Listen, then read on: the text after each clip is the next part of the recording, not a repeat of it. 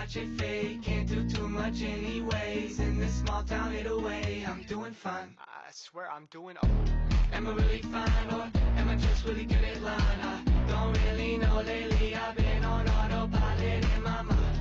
Keeps me awake, every single night I stay up late. I don't know how to sleep when I'm overthinking every little thing.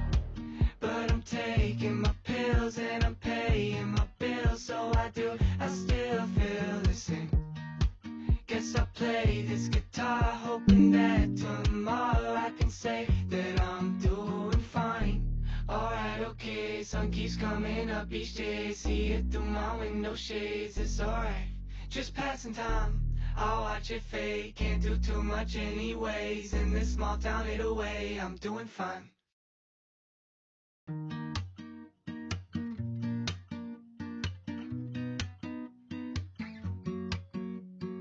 I've been staying inside too much lately. Probably contributes to my anxiety. Doctor says I need to get more vitamin D, so I take a supplement 2 times a week. If you got inside my head, you'd see there's no point in going to therapy. At least that's what I tell myself, cause I don't need another purchase added to my monthly fee. I'm doing fine, alright, okay, sun keeps coming up each day. See it through my window shades, it's alright. Just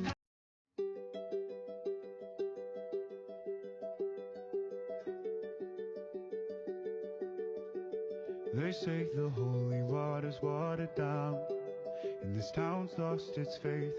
Our colors will fade eventually, so if our time is running out, day after day, we'll make them Monday.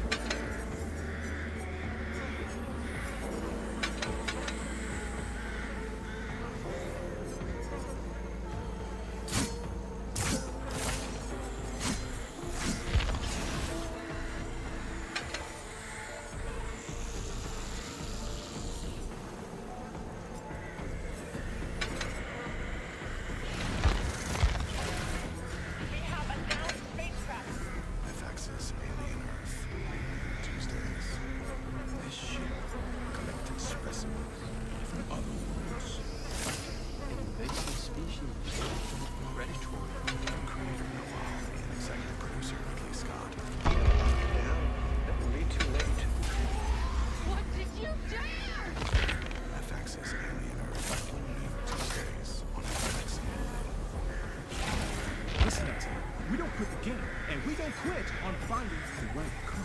Because with CarMax, you get a 10-day money-back guarantee. We're cool. I can't drive. 10-day money-back guarantee for the win. CarMax. Visit CarMax.com for details. The Psalms of Mississippi give rise to gospel, a country of fire, jazz, it's blue note, and rock and roll, it's king. Learn more at visitmississippi.org/music.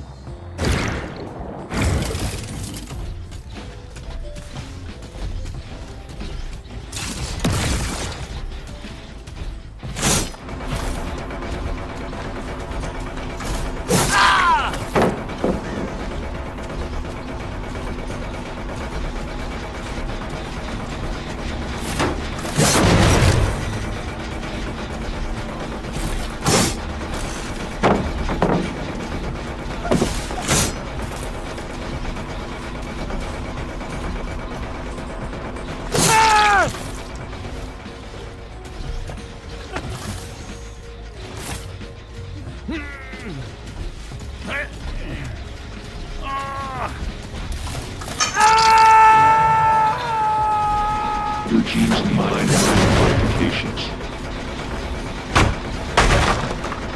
This is better.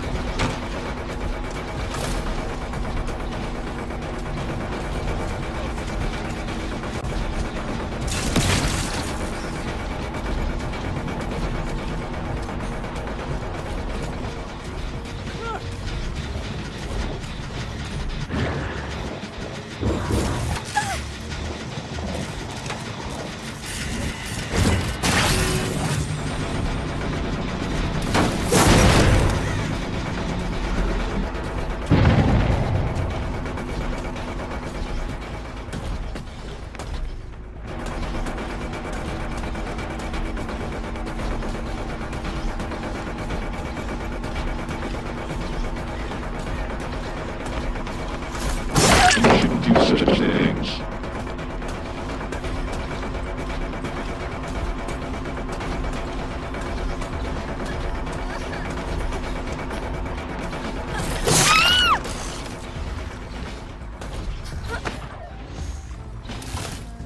Genetic matter secured.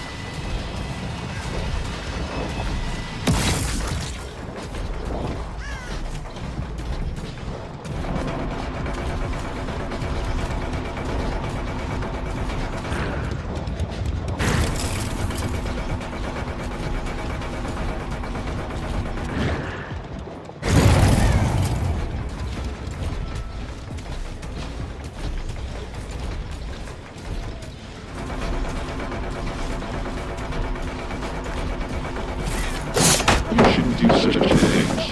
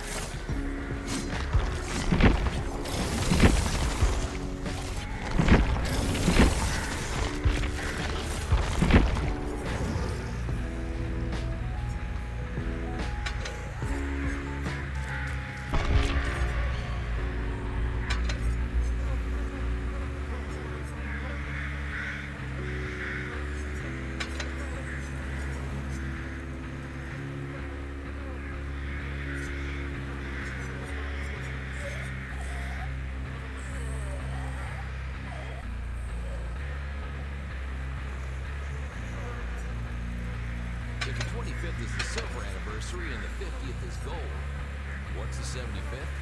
Well, that's the fresh beef, onions, pickles, lettuce, tomatoes, fries, and drink anniversary. Everybody knows that. Get the #1 water meal for $7.50 in honor of our 75th anniversary. A meal like that is the way you're supposed to celebrate a 75th.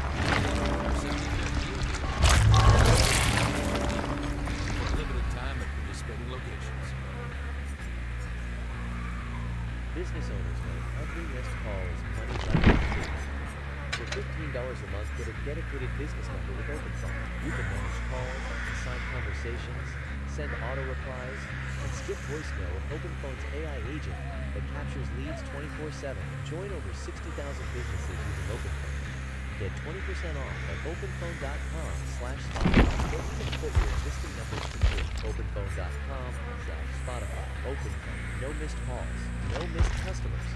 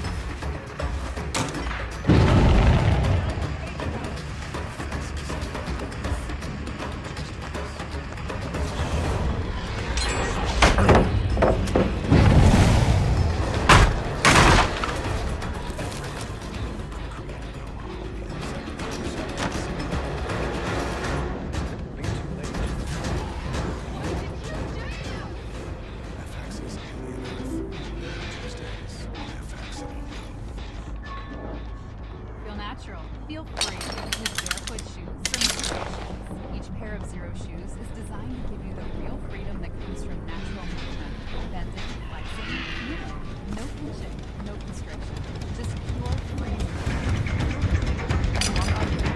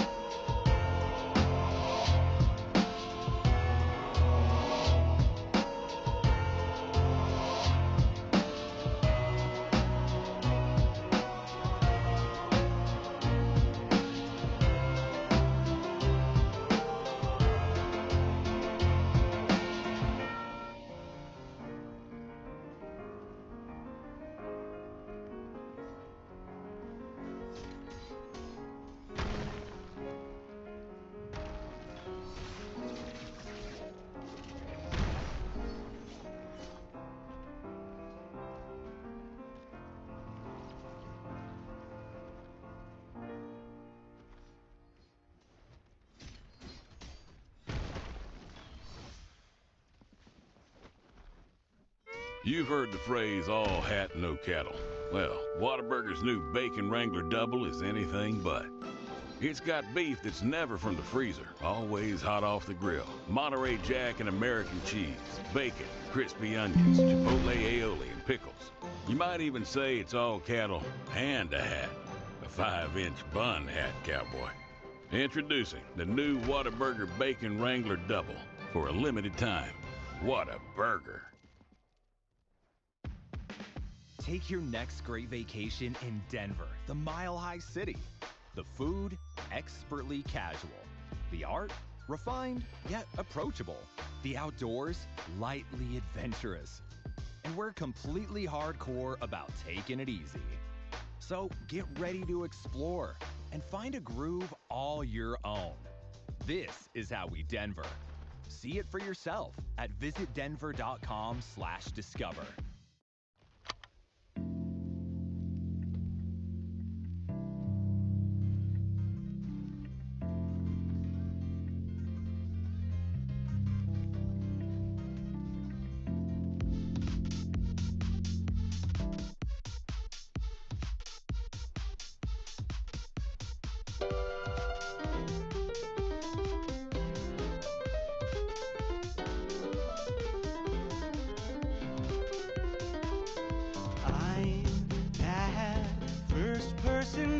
Talk about in all the books.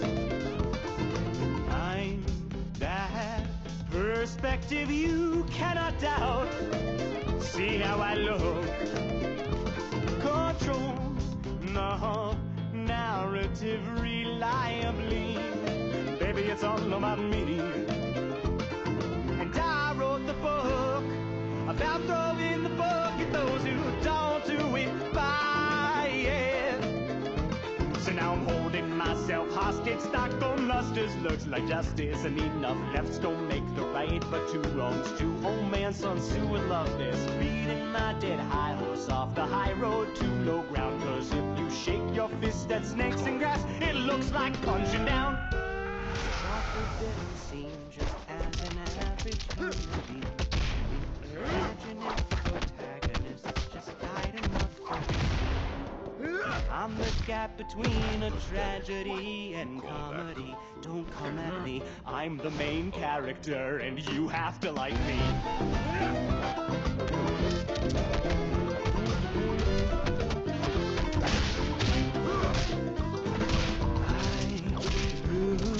Not armor from NPCs, where they are to me. Right, rituals, traits, traumas, trinkets, and treats. It's all XP. Look in the sky. It's a bird. It's a plane. No, it's super ego. The underdog gives you foe. Villains are everywhere. That's how I know that I'm a hero. So tie me to the train track, snapping, snidey, twisted mustache, snidey, whiplash, for is bad enough. Ignoring me's bad enough. Where do you get off? That's the yeah, darling. Daleks in high collars, monologue, and I outsmart them with a ray gun and a squeal. Already. So God forbid I'm seen just as an average human being. I mean, imagine if protagonists just died in the first scene. I'm the gap between a tragedy and comedy. Don't come at me, I'm the main character, and you have to like me.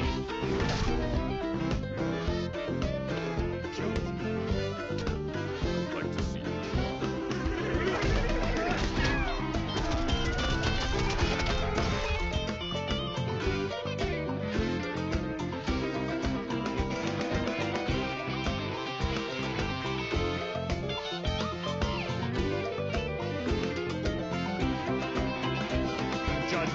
What my cover shows, Arthur becomes beyond reproach. You don't know the pros, or if the spine is still intact. Oh, like Alice fell to Wonderland, comes Astro took my old trip, emboldened my demand to live by the alternative facts. Her Majesty, says the royal we, demand a standard of loyalty, an agreement to be reverent lick the emperor's new boots. The court fool got in the guillotine. The witch is the stake, you the dopamine. And Siemens made the Zyklon beam, but we all still get the flu. We all do what we need to get through. It's nothing new. But I ain't done a fucking thing to you. So God forbid I'm seen just as an average human being. I mean, imagine if antagonists lacked any evil scheme.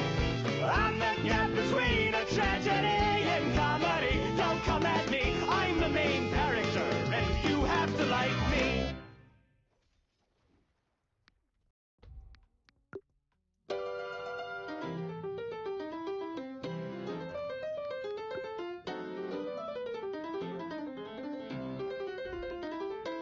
I'm that first person they talk about in all the books. I'm that perspective you cannot doubt. See how I look. Control the narrative reliably. Baby, it's all about me. And I wrote the book about throwing the book at those who don't do it by it. So now I'm holding myself hostage. Stockholm lusters looks like justice, and enough lefts don't make the right, but two wrongs, two old man, son, Sue and love this. Beating my dead high horse off the high road to low ground. Cause if you shake your fist at snakes and grass, it looks like punching down. So God forbid I'm seen just as an average human being. I mean, imagine if protagonists just died in the first scene.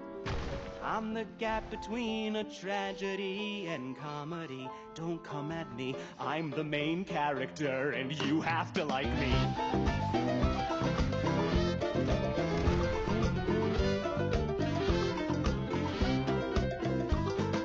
I loot plot armor from NPCs. Well, they aren't to me. Trite tropes, traits, traumas, trinkets, and treats. It's all XP. Look in the sky, it's a bird, it's a plane. No, it's super ego. The underdog gets your foe. Villains are everywhere. That's how I know that I'm a hero.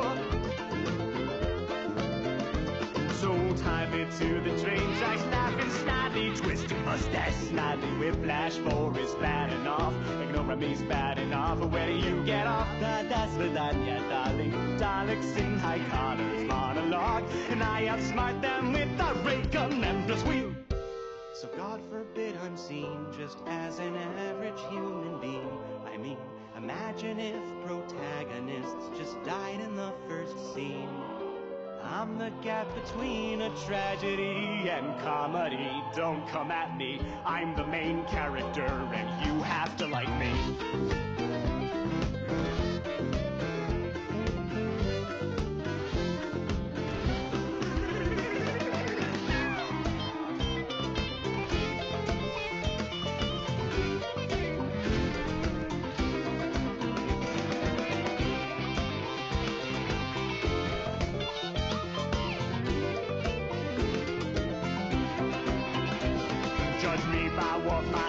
Shows author becomes beyond reproach. You don't know the prose, or if the spine is still intact. Oh, like Alice fell to Wonderland, come hostile to my old trend, emboldened my demand to live by alternative facts. Her Majesty, says the royal we, demand a standard of loyalty, an agreement to be reverent, lick the emperor's new boots. The court fool got in the guillotine. The witch is the stake, you the dopamine. Siemens made the Zyklon beam, but we all still get the flu. We all do what we need to get through. But I ain't done a fucking thing to you. So God forbid I'm seen just as an average human being. I mean, imagine if antagonists lacked any scheme. I'm the gap between a tragedy and comedy. Don't come at me, I'm the main character, and you have to like me.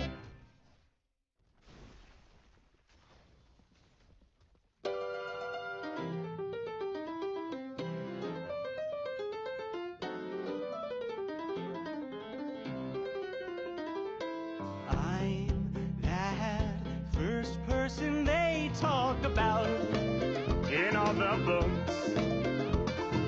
I'm that perspective you cannot doubt. See how I look. Control the narrative reliably. Baby, it's all about me. And I wrote the book about throwing the book at those who don't do it by it. So now I'm holding myself hostage. Stockholm lusters looks like justice, and enough lefts don't make the right, but two wrongs too. Old man, son, Sue and love this. Beating my dead high horse off the high road to low ground. Cause if you shake your fist at snakes and grass, it looks like punching down. So God forbid I'm seen just as an average human being. I mean, imagine if protagonists just died in the first scene. I'm the gap between a tragedy and comedy. Don't come at me, I'm the main character, and you have to like me.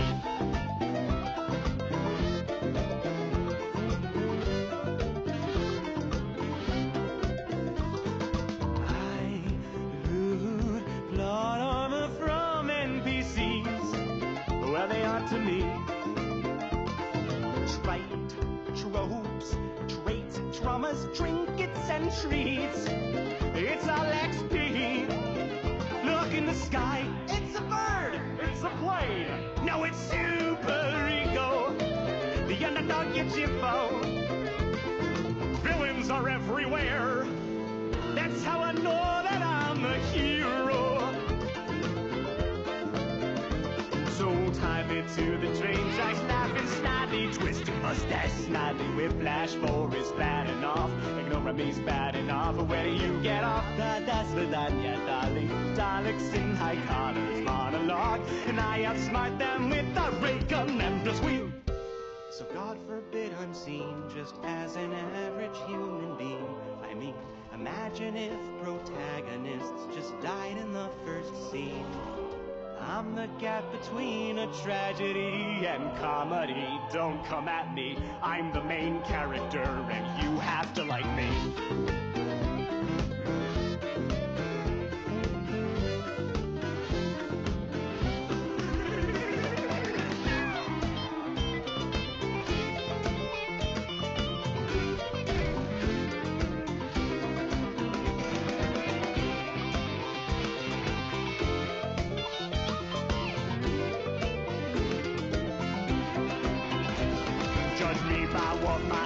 Shows author becomes beyond reproach. You don't know the prose, or if the spine is still intact. Oh, like Alice fell to Wonderland, come Astro took my old trip, emboldened my demand to live by the alternative facts. Her Majesty, says the royal we, demand a standard of loyalty, an agreement to be reverent, lick the Emperor's new boots. The court fool got in the guillotine, the witch is the stake, you the dopamine. And Siemens made the Zyklon beam, but we all still get the food. We all do what we need to get through. It's nothing new. But I ain't done a fucking thing to you. So God forbid I'm seen just as an average human being. I mean, imagine if antagonists lacked any evil scheme. I'm the gap between a tragedy and comedy. Don't come at me, I'm the main character, and you have to like me.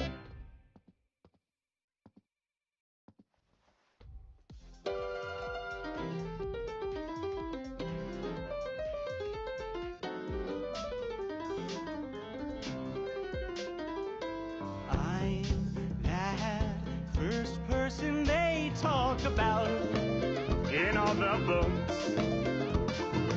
I'm perspective you cannot doubt.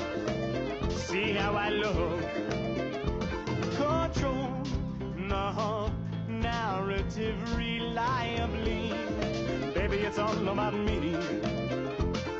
And I wrote the book about throwing the book at those who don't do it by it.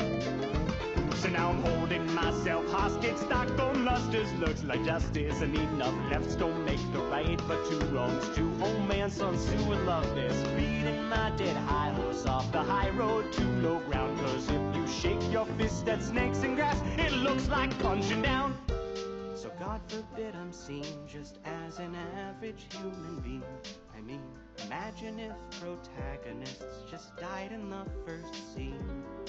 I'm the gap between a tragedy and comedy. Don't come at me, I'm the main character and you have to like me.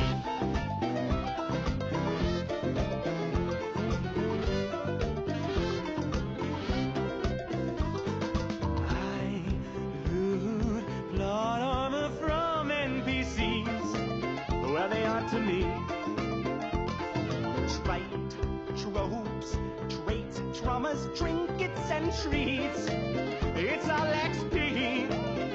Look in the sky, it's a bird, it's a plane. No, it's super ego. The underdog gets your foe. Villains are everywhere. That's how I know that I'm a hero. So tie me to the train tracks, laughing snidely, twisting mustache, snidely, whiplash, for is bad enough. Ignore me's bad enough. Where do you get off? That's Vidania, darling. Daleks in high collars, monologue, and I outsmart them with the ray gun and the wheel. So God forbid I'm seen just as an average human being. I mean, imagine if protagonists just died in the first scene. I'm the gap between a tragedy and comedy. Don't come at me, I'm the main character and you have to like me.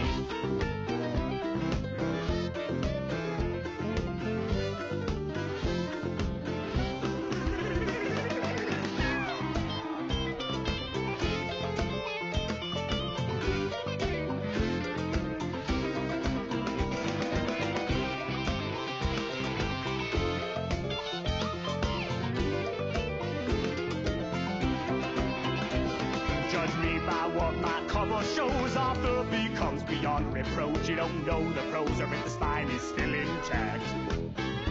Oh, like Alice fell to Wonderland, come hostile to my overture, emboldened my demand to live by the alternative facts. Her Majesty, says the royal we, demand a standard of loyalty, an agreement to be reverent, lick the Emperor's new boots. The court fool got in the guillotine, the witch is the stake, you the dopamine, and Siemens made the Zyklon B, but we all still get the flu. We all do what we need to get through. It's nothing new. But I ain't done a fucking thing to you. So God forbid I'm seen just as an average human being. I mean, imagine if antagonists lacked any evil scheme. I'm the gap between a tragedy and comedy. Don't come at me, I'm the main character, and you have to like me.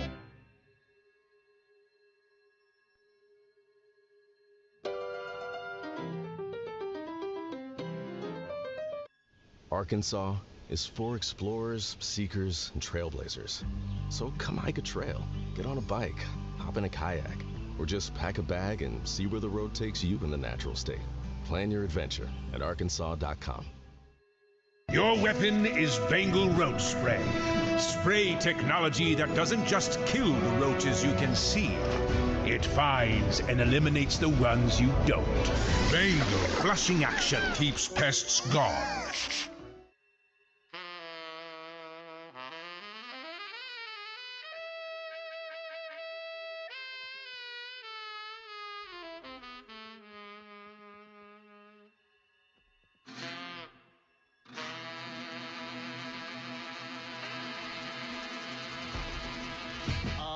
rise of the man you're meeting.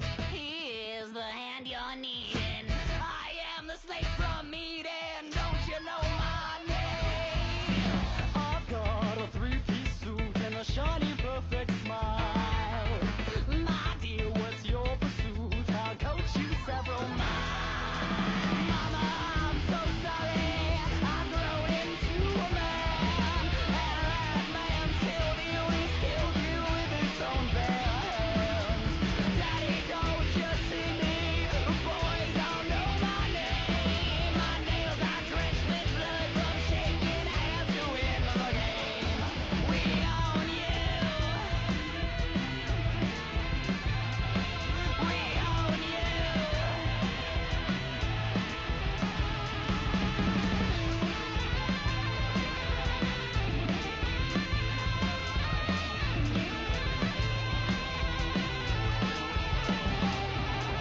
Shining black Sharpie on 7-Eleven. Awkward, awkward, awkward, and I just can't see me through. My tomorrow and sweet in my today. And God made the decision, but the serpents always fade. We own you. We own you.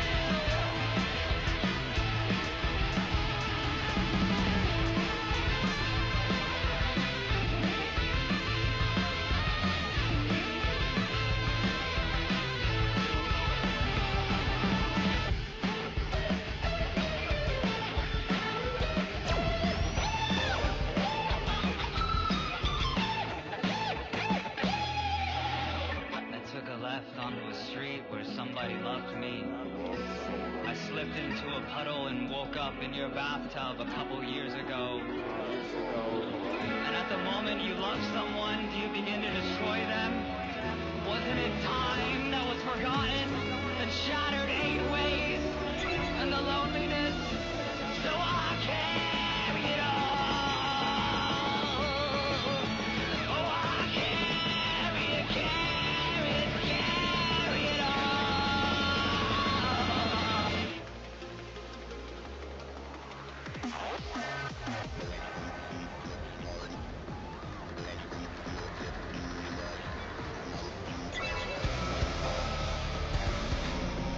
It's close to midnight. Something evil's lurking in the night. Under the moonlight, you see a sight that almost stops your heart. You try to scream, but terror takes the sound before you make it. Yeah, yeah, you start to freeze, and someone looks you right between the eyes. You're paralyzed, 'cause this is thriller night. No one's gonna save you from the beast about to strike. You know it's thriller.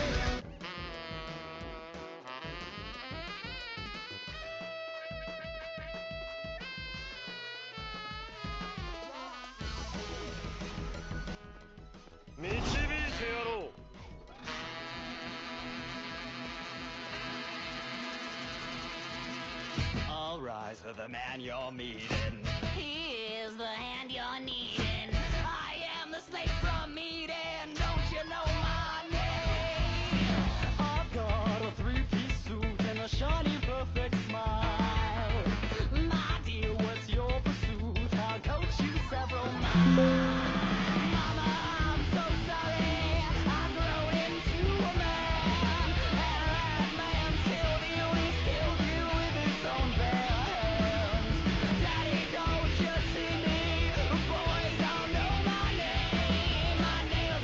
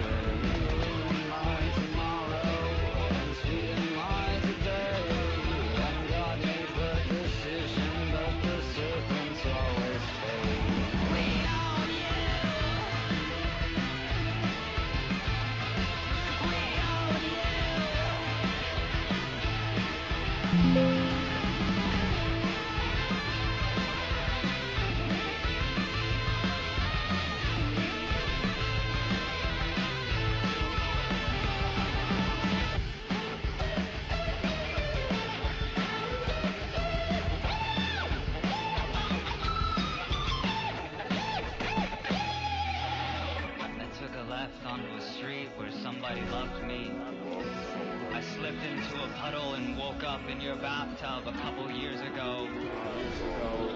And at the moment you love someone, do you begin to destroy them? Wasn't it time that was forgotten and shattered 8 ways? And the loneliness, so I carry it all. Oh, I carry it, carry it, carry it all.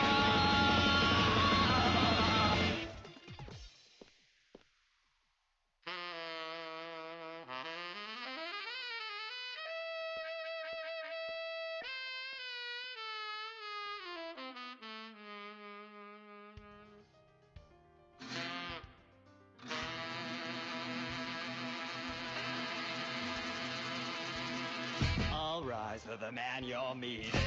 He is the hand you're needing.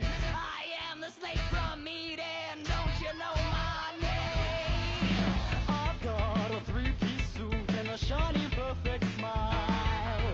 My dear, what's your pursuit? I'll coach you several miles. Mama, I'm so sorry. I grow into a man. And that man killed you. He's killed you with his own bare hands. Daddy, don't you see me? Boys don't know my name. My nails are drenched with blood from shaking hands to win the game. We own you. We own you.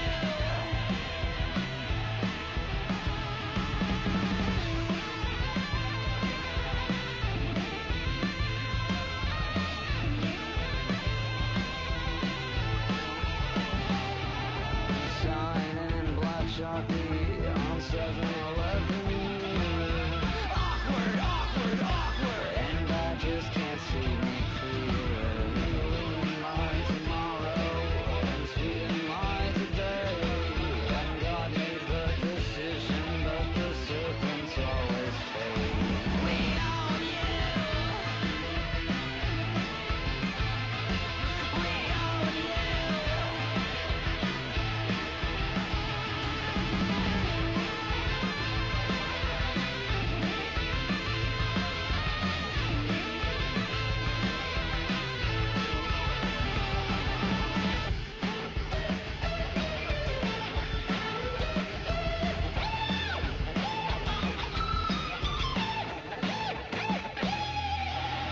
I took a left onto a street where somebody loved me. I slipped into a puddle and woke up in your bathtub a couple years ago. And at the moment you love someone, do you begin to destroy them? Wasn't it time that was forgotten and shattered 8 ways? And the loneliness, so I carry it all. Oh, I carry it, carry it, carry it all.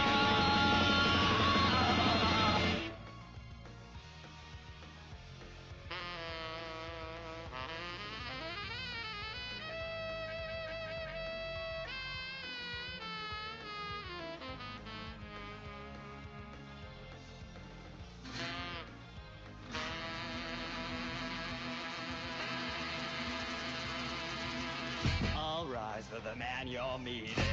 He is the hand you're needing. I am the slave from Eden. Don't you know my name? I've got a 3-piece suit and a shiny perfect smile. My dear, what's your pursuit? I'll coach you several miles. Mama, I'm so sorry. I grow into a man. And that man killed you. He's killed you with his own bare hands. Daddy, don't you see me? Boys don't know my name. My nails are drenched with blood from shaking hands to win the game. We own you. We own you.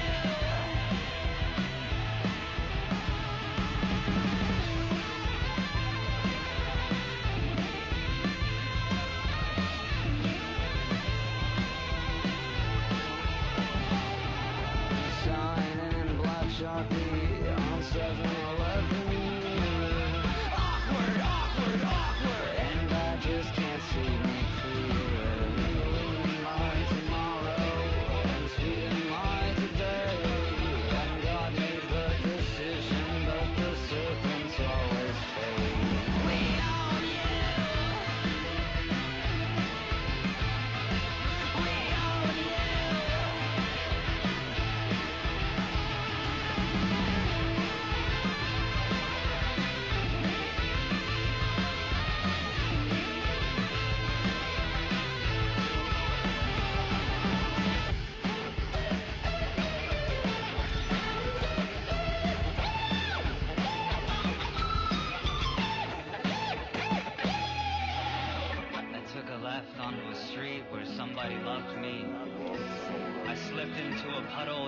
up in your bathtub a couple years ago.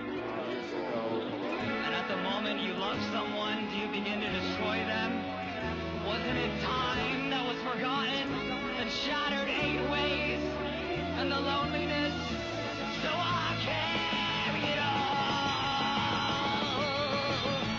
Oh, I carry it, carry it, carry it all.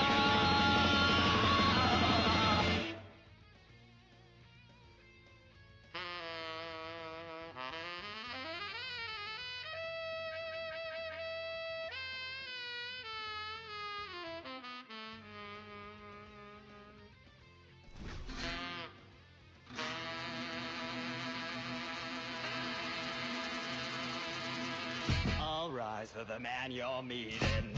He is the hand you're needing. I am the slave from Eden. Don't you know my name? I've got a 3-piece suit and a shiny perfect smile. My dear, what's your pursuit? I'll coach you several miles. Mama, I'm so sorry. I've grown into a man. And that man killed you. He's killed you with his own bare hands. Daddy, don't you see me? Boys don't know my name. My nails are drenched with blood from shaking hands to win the game. We own you. We own you.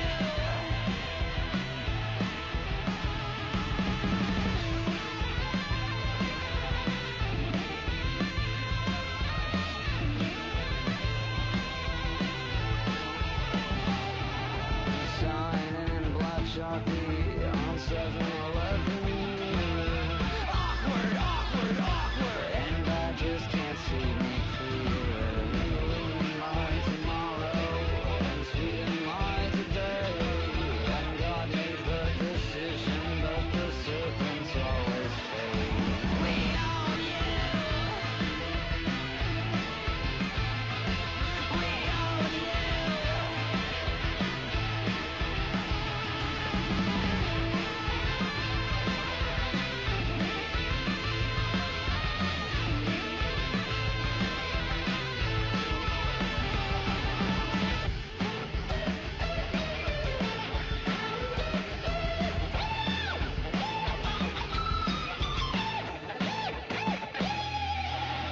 I took a left onto a street where somebody loved me. I slipped into a puddle and woke up in your bathtub a couple years ago. And at the moment you love someone, do you begin to destroy them? Wasn't it time that was forgotten, that shattered 8 ways, and the loneliness? So I carry it all. Oh, I carry it, carry it, carry it all.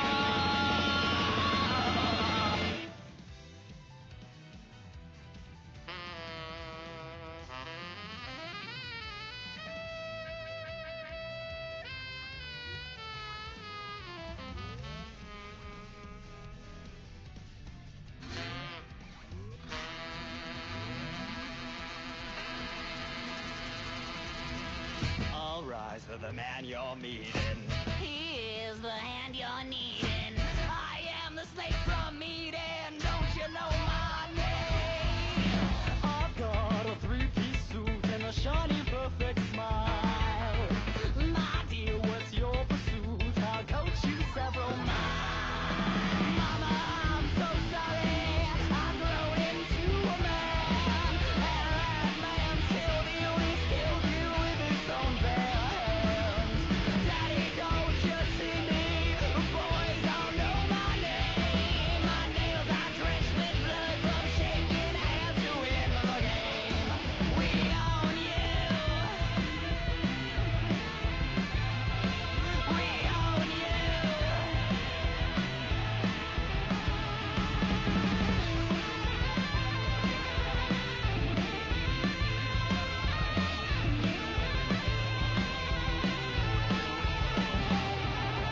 Shining black Sharpie on 7-Eleven.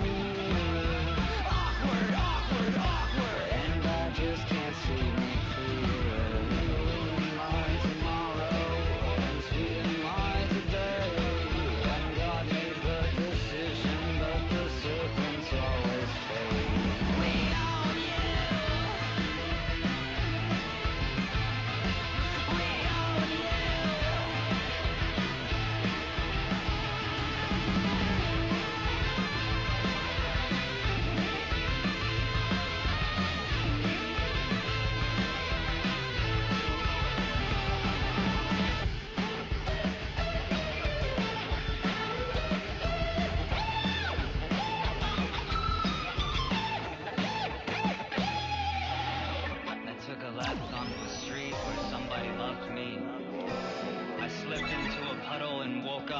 bathtub a couple years ago.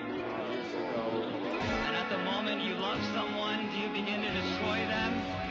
Wasn't it time that was forgotten, that shattered 8 ways, and the loneliness, so I carry it all.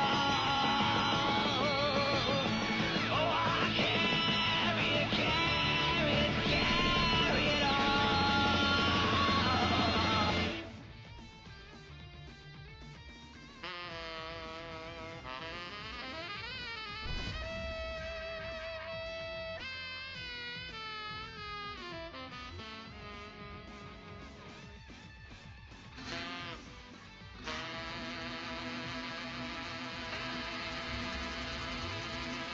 All rise for the man you're meeting. He is the hand you're needing. I am the snake from Eden. Don't you know my name? I've got a 3-piece suit and a shiny perfect smile. My dear, what's your pursuit? I'll coach you several miles. Mama, I'm so sorry. I grow into a man. And that man killed you. He's killed you with his own bare hands. Daddy, don't you see me? Boys all know my name. My nails are drenched with blood from shaking hands to win the game. We own you. We own you.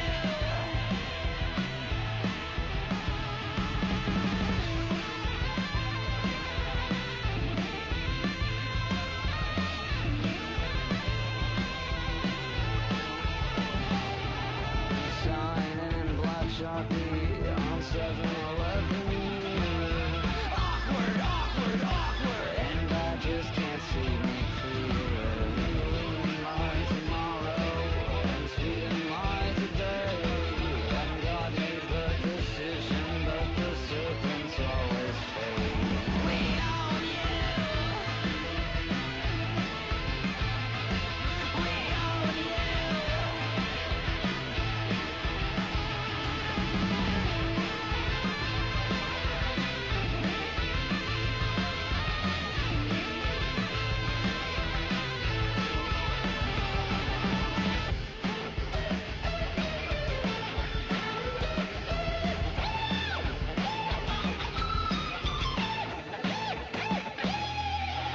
I took a left onto a street where somebody loved me. I slipped into a puddle and woke up in your bathtub a couple years ago. And at the moment you love someone, do you begin to destroy them? Wasn't it time that was forgotten, that shattered 8 ways, and the loneliness, so I carry it all. Oh, I carry it, carry it, carry it all.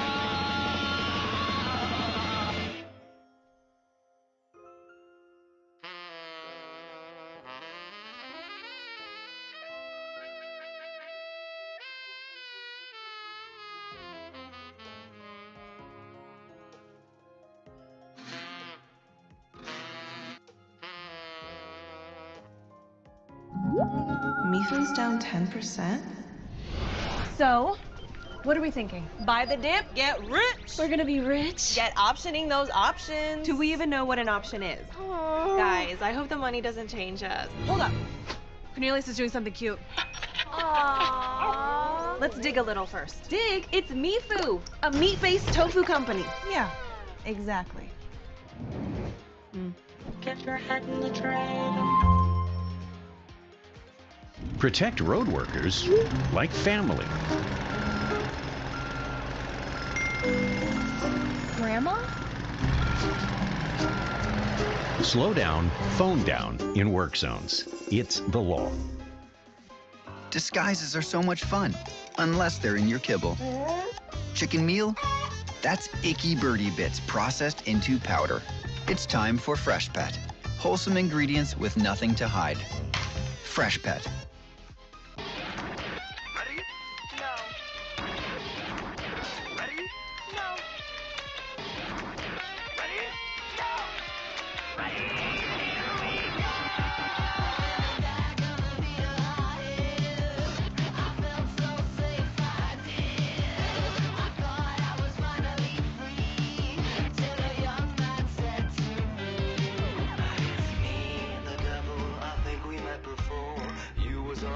altar, I was opening the door. It's me, Mephisto. Your body's feeling low. Take a seat and welcome to the show. And so from the leader I fled to an old French lady's bed. She crawled in the covers with me, took the skin off and she said, I don't know if I wanna be this person, but I don't got anything else to do. So maybe I will just go and be that person. That just might be something to you. I always thought that you could have been that person, but what happened is seldom true. So maybe I will just have to be that person, and maybe I will make it through. Nice try, it's me, the devil. I think we met before. He was on the altar, I was opening the door. It's me, Mephisto, nobody's feeling low. Take a seat and welcome to the show.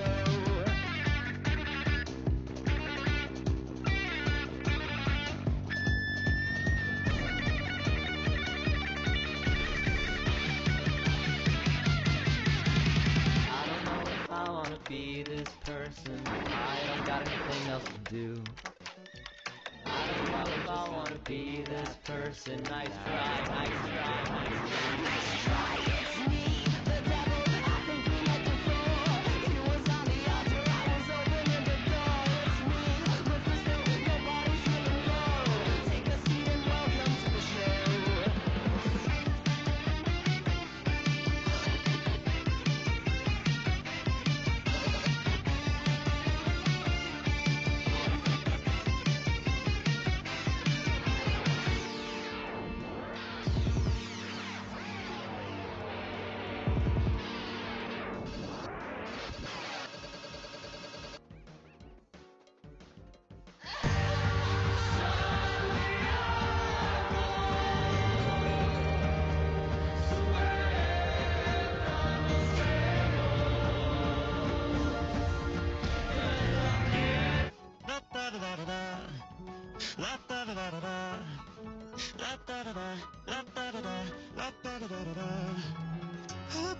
Circuitry, I feel the sparks into me. I put my hands in my heart. I might be missing some parts. My pulse a steady hum.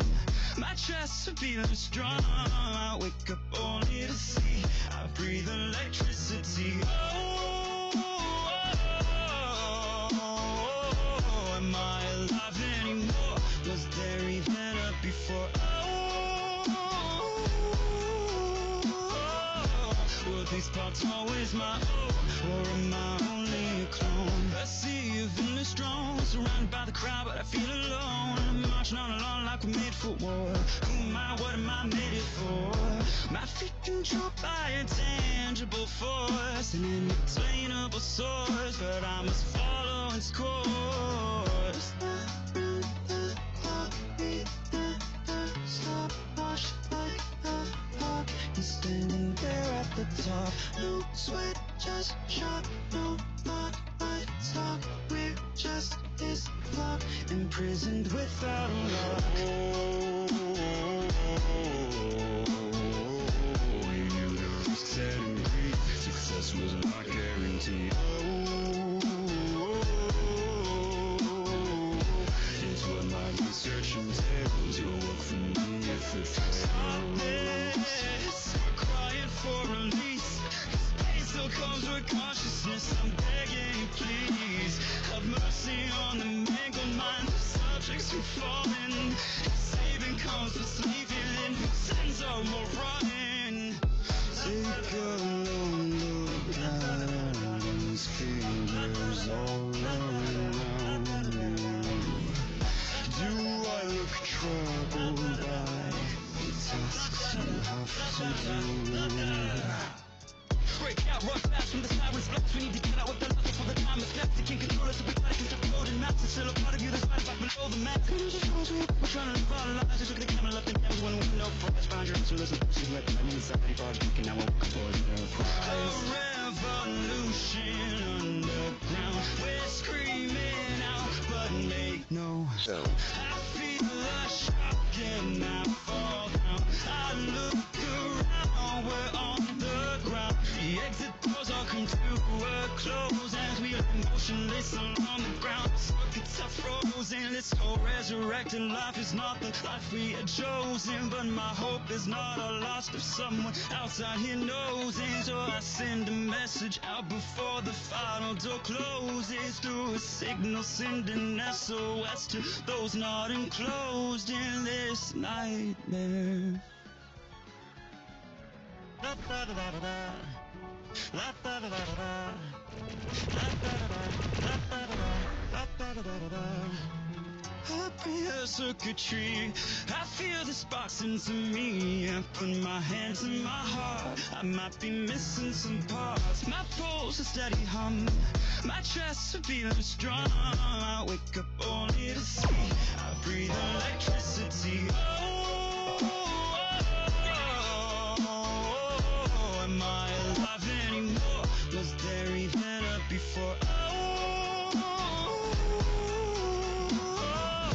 Were these parts always my own, or am I only a clone? I see a villain strong, surrounded by the crowd, but I feel alone. I'm marching on along like we're made for war.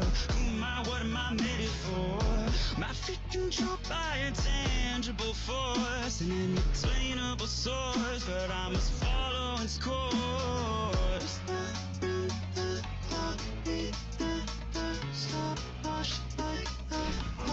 Standing there at the top, no sweat, just shot, no doubt, lights up, we're just this block, imprisoned without a lock. You knew the risks had agreed, success was not guaranteed. It's what my research entails, you'll work for me if it fails. For release, 'cause pain still comes with consciousness. I'm begging you, please have mercy on me. Make my face falling. Saving comes with sleeping, and sins are more rotten. Take a long look down these fingers all around me. Do I look troubled by the tasks you have to do? Break out, run fast from the sirens blast. We need to get out with the love before the time is left. You can't control us, so we gotta construct golden maps. It's still a part of you that's right back below the map. We're trying to live our lives. Just look at the camera left and down one window for us. Find your answer, listen, she's like I'm inside. You brought it, and now we're working for the prize. A revolution underground. We're screaming out, but make no sound. I feel a shock and I fall down. I look around, we're on the ground. The exit doors all come to a close as we are motionless along the ground. Circuits are frozen. This whole resurrected life is not the life we had chosen. But my hope is not all lost if someone outside here knows it. So I send a message out before the final door closes. Through a signal sending SOS to those not enclosed in this nightmare. La da da da da da. La da da da da da. La da da da. La da da da. La da da da da. Happy as circuitry, I feel the sparks into me. I put my hands in my heart, I might be missing some parts. My pulse a steady hum, my chest a feeling strong. I wake up only to see I breathe electricity. Am I alive anymore? Was there even a before? Were these parts always my own, or am I only a clone? I see a villain strong, surrounded by the crowd, but I feel alone. I'm marching on along like we're made for war. Who am I? What am I made it for? My feet controlled by a tangible force, an inexplainable source, but I must follow its course. Stopwatch like a clock, and standing there at the top. No sweat, just shot, no blood, lights up. We're just this block, imprisoned without a lock. You knew the risks had agreed, success was not guaranteed.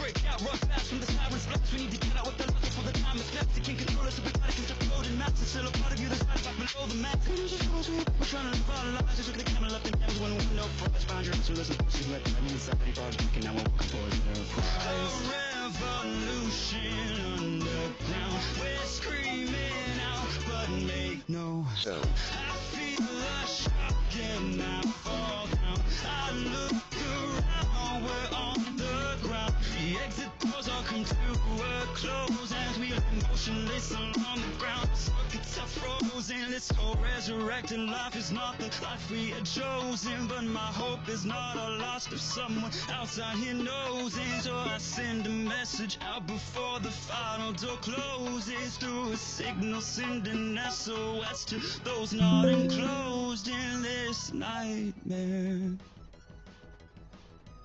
La da da da da. La da da da da. La da da da. La da da da. I pray a circuitry. I feel the sparks into me. I put my hands in my heart. I might be missing some parts. My pulse a steady hum.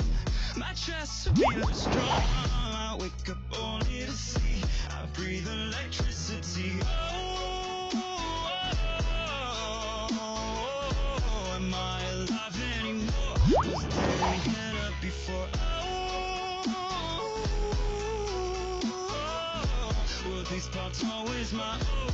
Or am I only a clone? A sea of inner strong, surrounded by the crowd, but I feel alone. I'm marching on along like we're made for war. Who am I? What am I made it for? My feet controlled by a tangible force, an unattainable source, but I must follow its course. Stopwatch like a clock, and standing there at the top. No sweat, just shock. No thought, I stop. We're just this clock, imprisoned without a lock. We knew there were risks and greed. Success was not guaranteed. It's what my research entails. You'll work for me if it fails. Stop this. We're crying for release. Pain still comes with consciousness. I'm begging you, please. Have mercy on the mangled mind of subjects who've fallen. Saving comes with sleeping. Sins are more rotten. Take a long look at these fingers all around you. Do I look troubled by the tasks you have to do? Break out, rough fast from the sirens flash. We need to get out with the luck before the time is left. You can't control us, so we gotta construct golden maps. It's still a part of you that's right back below the map. We're trying to live our lives. Just look at the camera left and down. One window for us. Find your answer, listen. She's like, I mean, somebody brought it. Now we're walking for the prize. A revolution underground. We're screaming out, but make no sound. I feel a shock and I fall down. I look around, we're on the ground. The exit doors all come to a close as we lie motionless along the ground. Circuits are frozen. This whole resurrected life is not the life we had chosen, but my hope is not all lost if someone outside here knows it. So I send a message out before.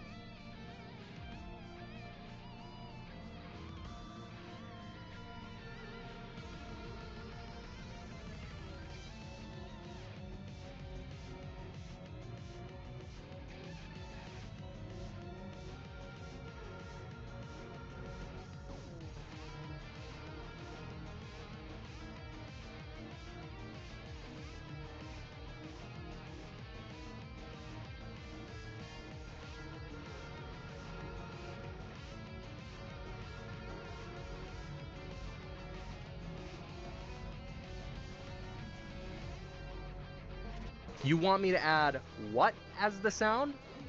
You want me to add what as the sound? Lizard. You fucking idiot! I was 12 steps ahead of you! It's already a sound, bitch! Yes! It's a sound! I win. You want me to add...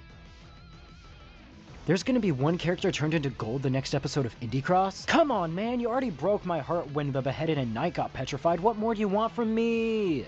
Okay, let's discuss who we think it's gonna be. I would be surprised if it was Shovel Knight, Frisk, or V1 because Shovel Knight is the poster boy of this whole thing. Frisk is, well, Frisk. And V1 just got introduced. To be fair though, he's probably not going to show up in the next episode anyway. So I think it'll either be Nico or Cuphead. Nico because I've seen a ton of people point out that the 1 specifically in this post has an uppercase letter, possibly hinting at Nico's game One Shot. Or I think it's going to be Cuphead because they both went to the same universe and this could be some reverse psychology. And right when we think Nico is going to get petrified, Cuphead's going to come in and take the blow. But tell me who you think it's going to be in the comments.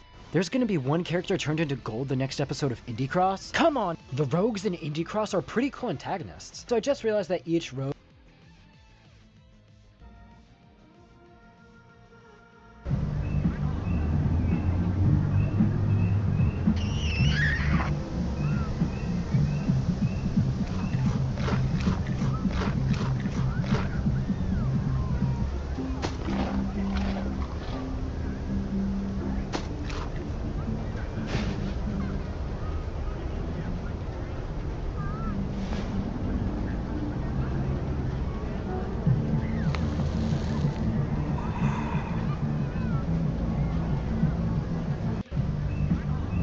Elvis Presley.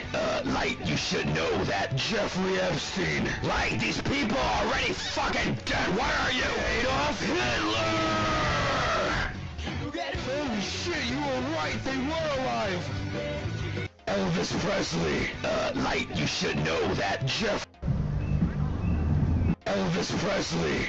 Light, you should know that. Jeffrey Epstein. Light, these people are already fucking dead. Why are you? Adolf Hitler! Holy shit, you were right. They were alive. Carol's here to say. They might be up. 1 minus 1 equals.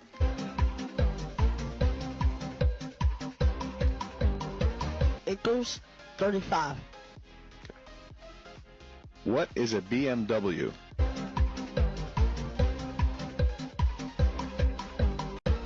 BMW is a car. Spell BMW. W-D-Y. If you dig a 6-foot hole, how deep is that hole?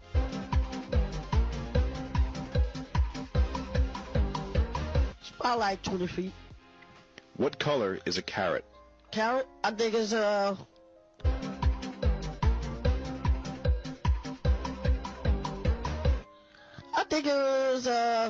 think it's a carrot. Carrot, but I don't know about carrots.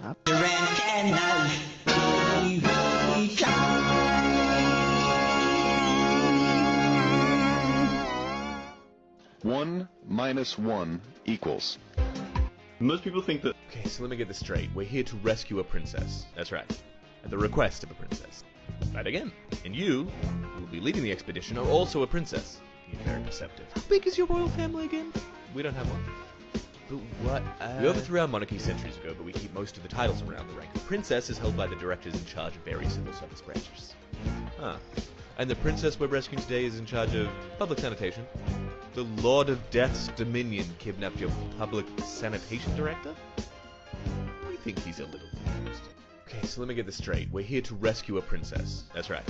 At the request of a princess. Right again. And you, who will be leading the expedition, are also a princess. You're very perceptive. How big is your royal family again? We don't have one. But what, We overthrew our monarchy centuries ago, but we... I can't believe I traded my name for some food! Does this mean I have to come up with a new name? Or can I just spell Pep? It's our birthday. Surprise, Happy Pen! I feel fantastic. Hey, buddy, I'm Surprise, Happy Pen! Hey, buddy, I'm heading on down to the Tree of Ancient Knowledge and Wisdom. You want to come with? Okay, sure. Hey, Tree. Yeah? You got a sec? Yeah, I got some time. I just want to know, like, how much protein I should be eating in a day. 140 grams, give or take. Sweet, thanks. Can you just Google that? Yeah, but I wanted to be sure. What a stupid question. Hey, Tree of Ancient Knowledge and Wisdom. What? Hi, I'm Daniel. I'm new here. I know. What's the meaning of life? So the universe is pretty much a living organism, and you're just an atom on a dying cell. What? See, that's why you gotta ask simpler questions or else you get sad. Hey, Tree. What it do? What was Amelia Earhart's body count? Hella. Hey, buddy, I'm heading on down to the Tree of Ancient Knowledge and Wisdom. You want to come with? Okay, sure. Hey, Tree. Yeah? You got a sec? Yeah, I got some time. I just want to know, like, how much protein... Okay, buddy, have a fun time at the petting zoo. Goodbye, my son. Bye, Dad. Okay, y'all, let's gather around to pet our first animal. Now, this is called a llama, and his name is Carl. Oh, shit. Okay, buddy, have a fun time at the petting zoo. Goodbye, my son. Bye, Dad. Okay, y'all, let's gather around to pet our first animal. Now, this is called a llama, and his name is Carl. Oh, shit. Okay, buddy.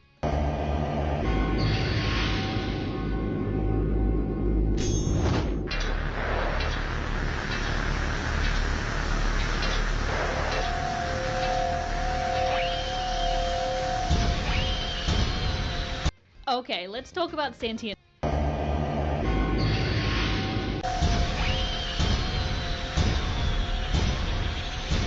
Forgive me, Father. I have failed you.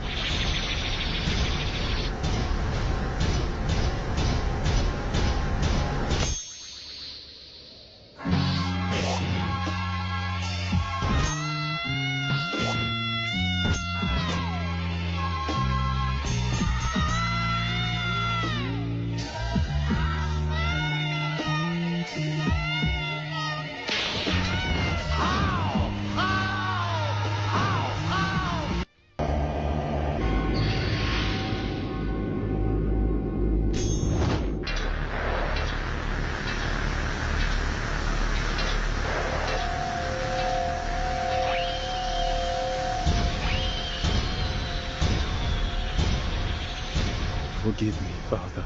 Okay, let's talk about sentient Bing Bong. When we first dropped Peak, you might have seen Bing Bong chatting to streamers. Wait, what? Bing bong. Bing bong. Who's Bing bong? I'm here. What?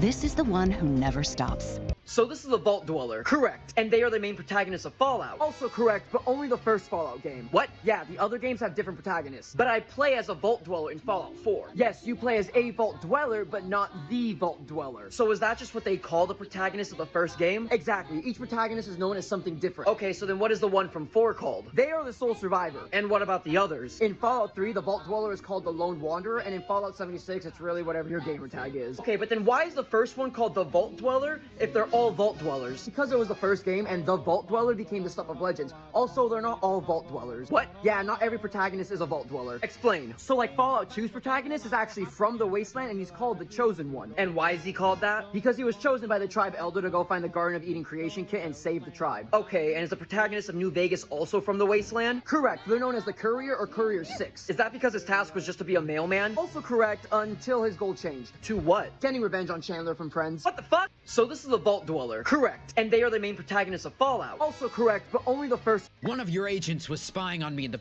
I caught a Pokemon. Your first Pokemon? Sounds like you're on your way to becoming a Pokemon Master. No, I like caught a Pokemon, like in a trap. That's called a Pokeball. And yeah, you're gonna need a lot of those if you're gonna become a Pokemon Master. No, I mean like it was a trap, like for a bear. A bear Pokemon in this area? Congratulations, sounds like you nabbed a Snorlax. No, it was Pikachu. And not just any Pikachu, it was the one that everybody loves. It was the main guy. It just sliced him in half, and it shattered his bones, and there's blood everywhere. Pikachu is dead? No, I wish Pikachu was dead. He's still alive somehow. Should we... If you're gonna suggest that we put him out of his misery, be my guest. But I've been out there stomping on his little yellow head for hours, and it is not working. Who's that Pokemon? I caught a Pokemon. Your first Check out this ruby I got. That's an emerald, dude. You too now? Emeralds are green. This thing is green. It's like a dark grayish red, mainly grey. Sometimes red things are grey. You're a little colorblind, and there's nothing to be ashamed of. Oh, does this mean Finn's backpack is red to him, and BMO's red too? Is the treehouse red to him? Finn's red-green colorblind. Most people who are red-green colorblind are white males, and that means this is what he saw. I was wondering why all the comparison pictures were the same. Then I remembered I'm colorblind. Check out this ruby I got. Would you guys watch if my wild self did some live stuff? Like, just hopping into some VR chat?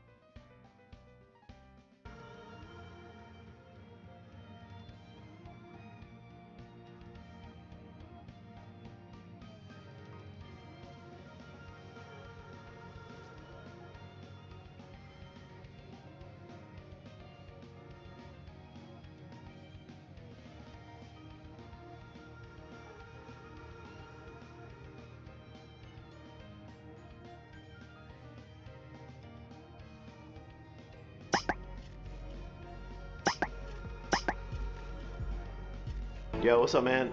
How cold is it outside today? It's 26 degrees.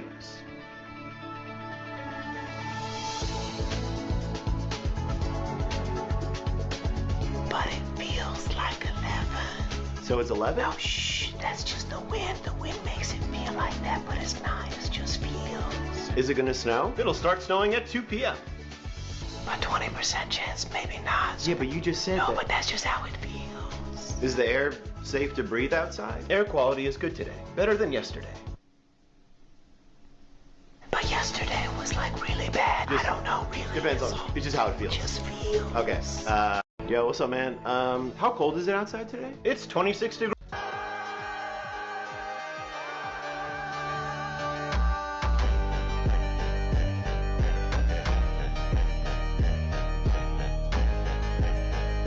Frisk is going to have a redemption arc? Considering how we know that this Frisk came from a genocide timeline, due to them being level 19 and them carrying around the true knife in episode 1, I'd say it's safe to say that they were the main antagonist of episode 1, and then episode 2 came out, and something interesting happened. They still beat up Springtrap, but instead of attempting to kill Glamrock Freddy or helping them like Madeline did last time, they accepted their help. Heck, Springtrap even called them out on having a soft spot for them. And I've played these games before! Being above your consequences kinda reminds me of the Flowey fight. And considering Frisk never fully completed the genocide route, because again, they're only level 19, there's a chance they'll go through a redemption arc and join up with the crew, which would be pretty hype, not gonna lie. Also, they've now got the Princess Quest sword, and I don't think the Puppa would give that out all willy-nilly if they didn't see somewhat of a good person in Frisk. Frisk is going to have a redemption arc? Considering how we know that— Dude, the graphics in this game, you can count the hairs on this dude's arms. I'd pay $90 easy. That's it! I'm banning graphics from games! All graphics are banned until fun becomes the point again! You will play obscure Japanese text-based adventures until the situation improves! Dude, the graphics in this game, you can count the hairs on this dude's arms. I'd pay $90 easy.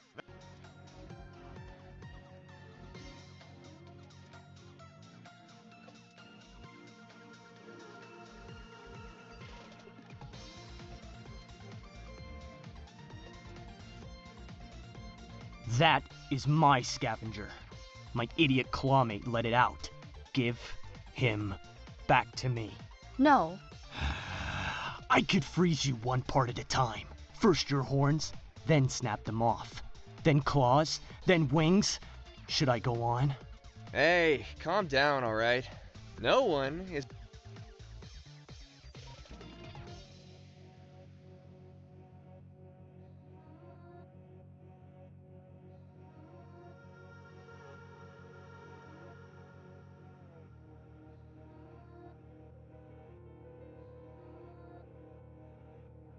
I need more of this duo in the future of Indie-Cross. So yes, I know the Beheaded got turned to gold, but man, the dynamic between the Beheaded and Drifter was so fun. We got one guy who's just an asshole, but still retains decent combat knowledge and experience, while the other is more of the silent and kind type. And seeing these two work together in combat was amazing, both in terms of humor and in fighting. They were comboing Game Master, and I really hope we get to see these two interact again in the future, because dude, this is like literally the dynamic duo right here. If I were to pull a scene that describes their dynamic and why I love it so much, it would be this one.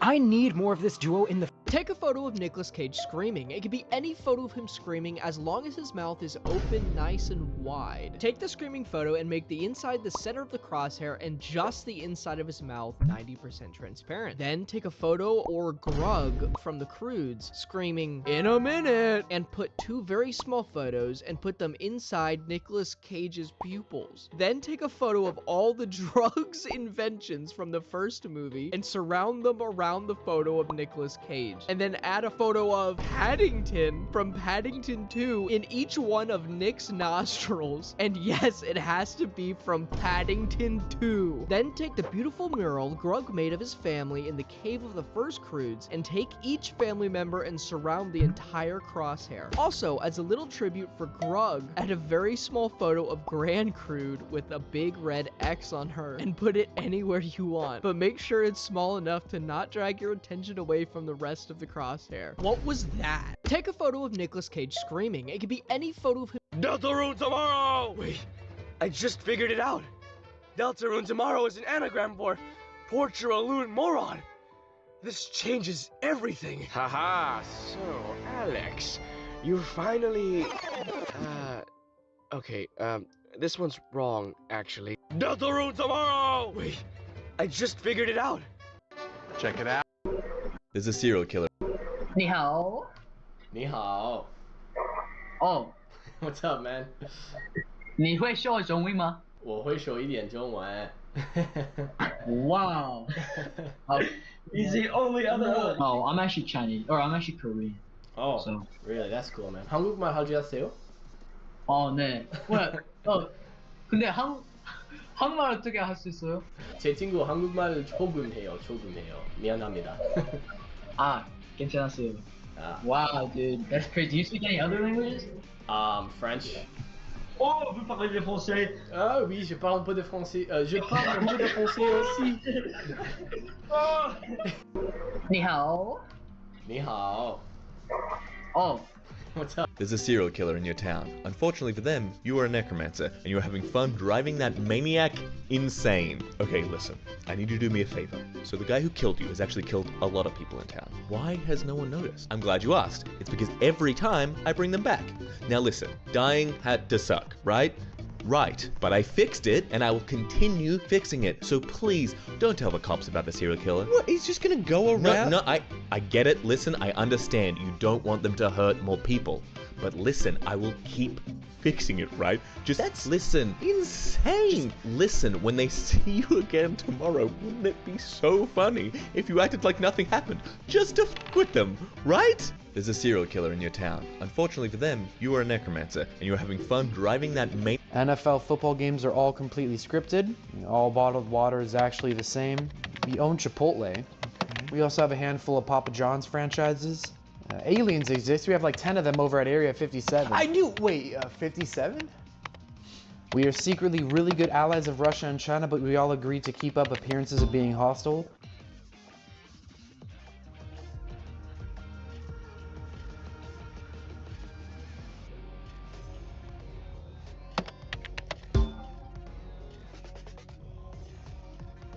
Brought to you by Rogue.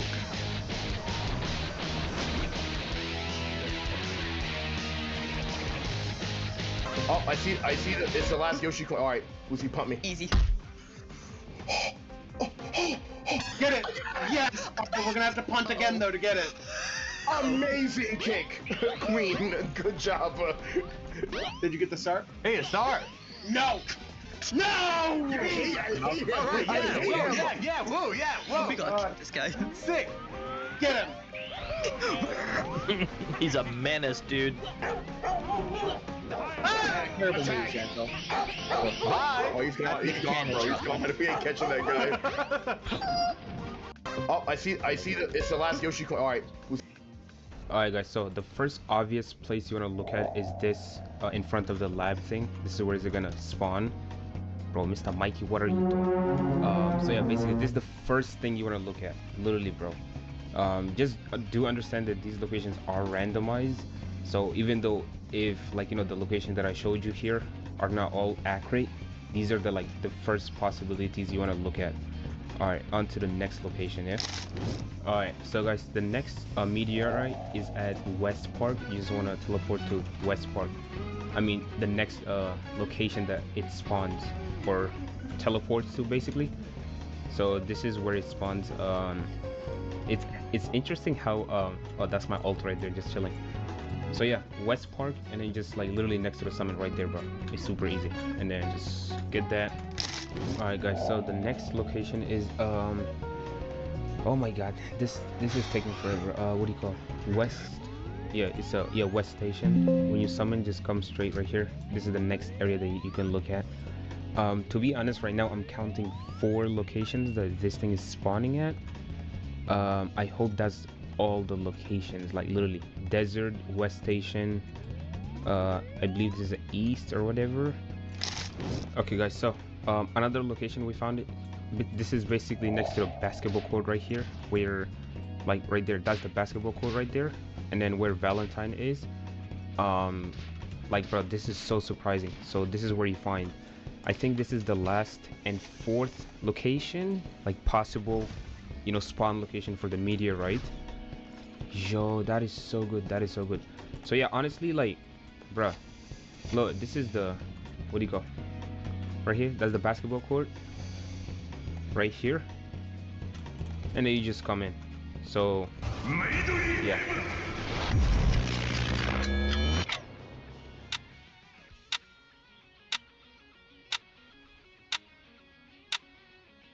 So if you've been on this channel a while now, you would know that I usually have a pretty positive outlook on the media I choose to cover, whether it be indie horror games, old creepypastas from my childhood, or weird, obscure B-movies.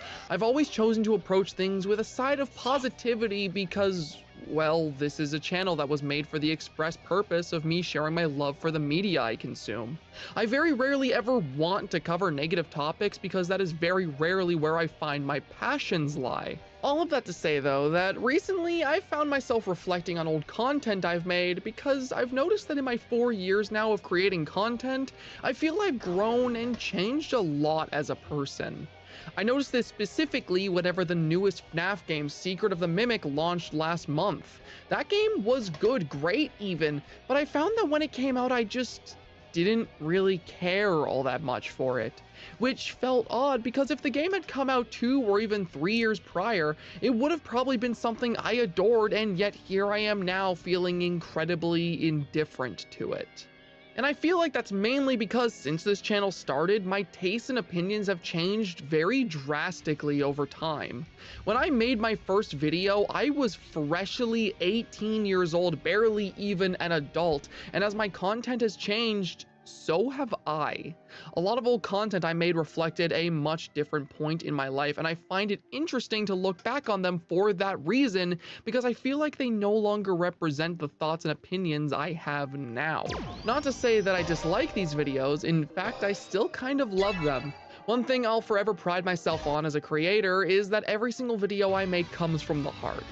I may not get every fact right about the subject matter, my opinions on it may change in the time after it's uploaded, but when I sit down to make a video, the contents of the video have my true, honest feelings towards the subject painted all over them. So when I watch stuff like my original Bendy and the Ink Machine video, I can't ever say I hate it because I'm just brought back to the point in time when I made it, when I so excitedly worked my ass off to try and express the undying love I had for an indie horror game many people at the time had either forgotten about or brushed aside. That video was so important to me. In many ways, it made my career, with me still being known on the internet, mainly for my adoration of the Bendy franchise.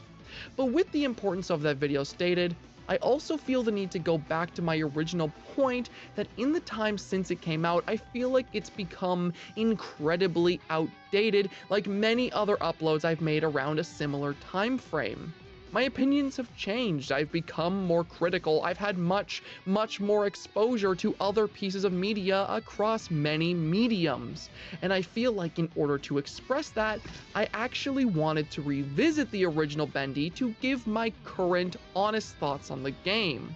I don't intend to be overly negative or to ever bash my younger self's opinions, but rather simply offer an up-to-date, constructive, and honest take on the game that really solidified my YouTube career. I intend to go through every chapter similarly to my original video, not going into nearly as much detail as that original upload, but rather giving my thoughts about each part of the game and what I think about the things they attempt to achieve. But before that, I wanted to show y'all this weird tape I found that I think was left by Joey Drew himself. Said something about it being useful for people who might need to practice internet safety. Hello everyone, it's me, Joey Drew. Now, I don't know much about this internet thing. I don't even really know what it is. Has that been invented yet? Probably not. But as a leader, I always prioritize company safety, and that includes privacy and security for all my employees. Which is why today's partner for that Spec fella is just the thing that people need.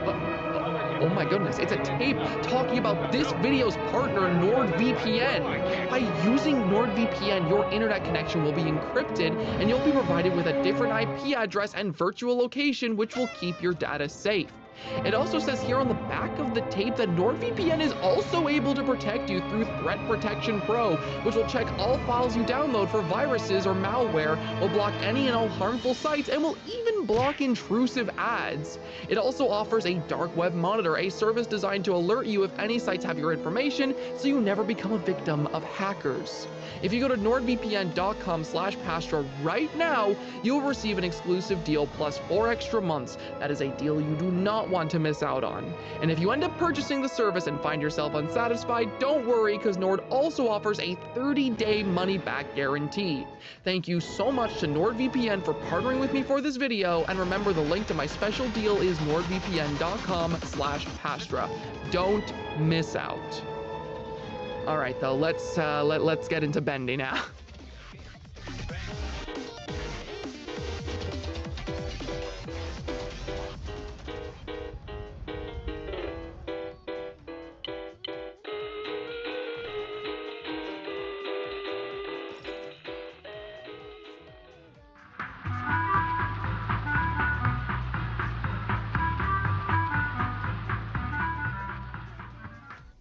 Oh, Bendy Chapter 1, such a fun starting point to what this game will ultimately be.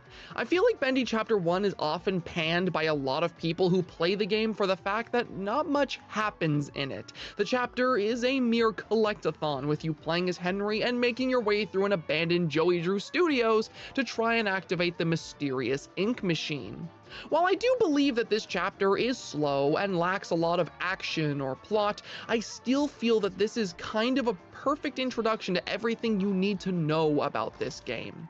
It introduces the world and mystery of Bendy and the Ink Machine in a safe environment where you're able to properly take everything in. The overarching objective of activating the Ink Machine to find out what it does builds a level of intrigue, making the player wonder just what will happen once the objective is complete and the machine is given life. All of this happens with the occasional small scares implying something is perhaps in there with you, following your every step and monitoring your progress. Cutouts move on their own, projectors activate without any operators, the body of a once living, real cartoon character can be found strapped to a table. You can't help but get an eerie feeling from the whole chapter, even if there isn't much overt danger that shows itself, and that's something I always really admired about it. If I were to give it a couple critiques though, because it certainly isn't perfect, I think a couple flaws in this chapter have to do mainly with the environmental design and the payoff to all the buildup at the end. The art style of Bendy and the Ink Machine is absolutely excellent. It's what pulled myself and most other people who tried it into the game in the first place. But one major issue I find this game has at times, which is very prevalent in this chapter, is that sometimes the environments feel incredibly samey. Rooms look very similar to each other, making it very easy at times to get lost on a first playthrough, and when the entire first chapter's content is exploring and looking for items, it can be a little annoying revisiting the same rooms over and over while trying to find your way around. I think my other issue with this chapter is the actual reveal of Bendy himself. I once praised this reveal as being a very shocking moment in the chapter, with the Ink Demon revealing himself with a very intense jump scare which leads right into a fast-paced chase where the entire building is collapsing around you. One big thing I never mentioned in my original video though is that this isn't actually a chase and there is no danger. After the initial Bendy jump scare happens and the crazy intense music starts, nothing happens. Bendy does not chase you, and there are no consequences for taking a leisurely stroll through the rest of the building as you make your way to the end. This moment is the illusion of a chase, and once you realize that, I think any and all mystique it has quickly fades away, which greatly drags down the chapter because the entire point of this moment is that's the payoff to the very slow, gradual buildup of tension this chapter is supposed to evoke. So yeah, Chapter 1 isn't without its flaws, but honestly,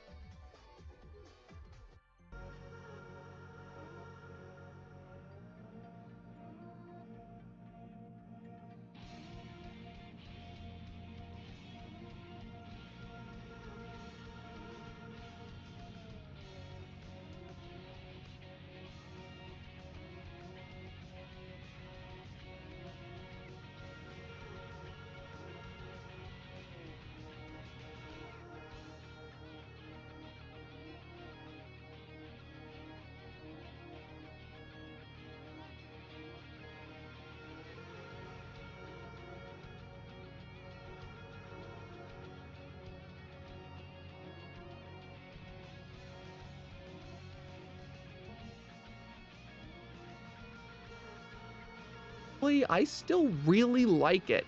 It got me incredibly invested in what this game was trying to do, and even on revisit, it just felt good to be here playing it again. Let's see how Chapter 2 stacks up in comparison.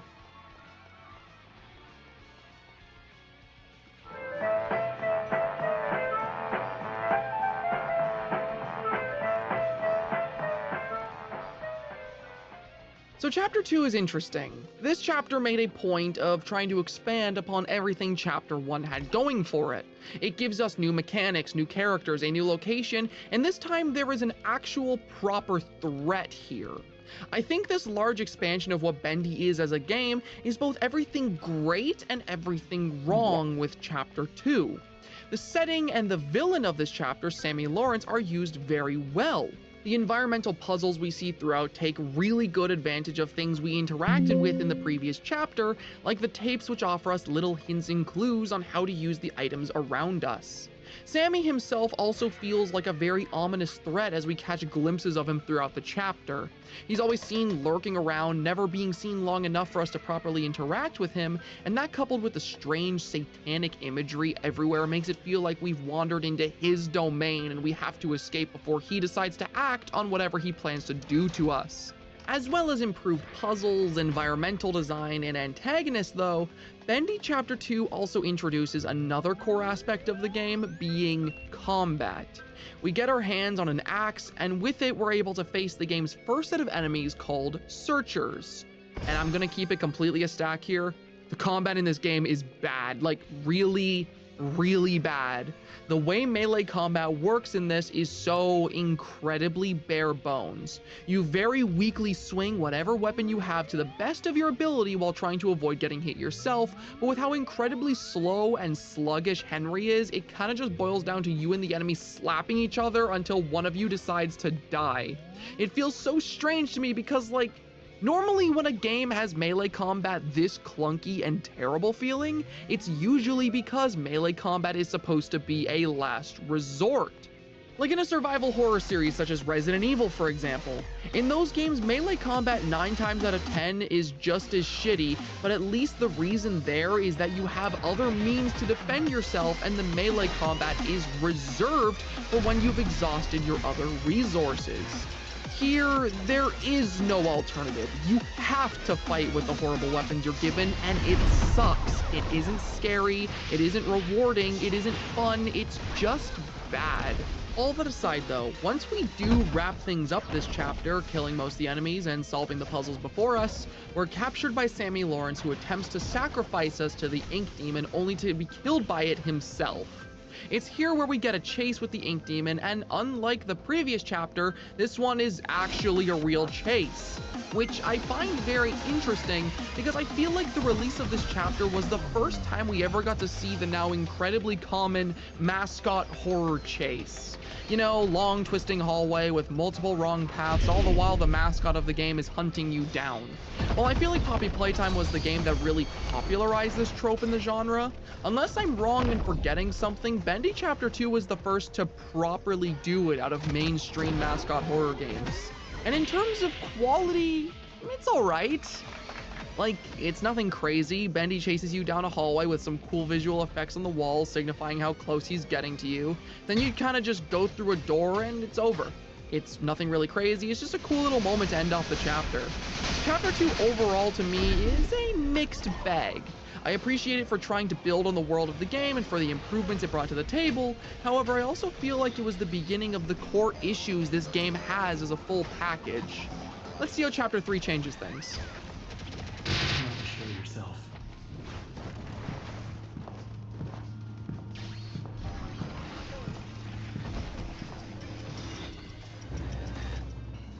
Boris?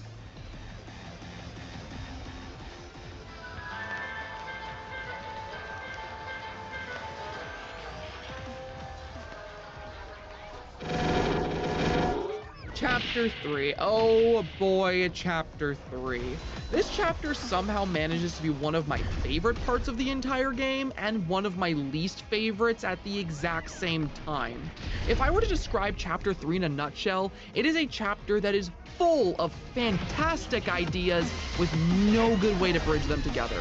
This chapter has some of the coolest concepts, the best written characters, some of the coolest set pieces and enemy designs, and yet despite all of that, it feels really bad to play because the actual content is next to nothing. This chapter has you quite literally doing chores. You are sent from one floor to the next collecting items that you are told to retrieve arbitrarily while waiting for something different to happen that never does. The shitty combat is back in full swing, this time with weapons significantly weaker than before and enemies that are much stronger to go with it, so it feels even worse this time around, and the actual fetch quests themselves have very little variety, with them essentially all boiling down to go to this area, check thing, collect item, rinse and repeat. I liked the collection aspect of Chapter 1 because it felt like it served a purpose.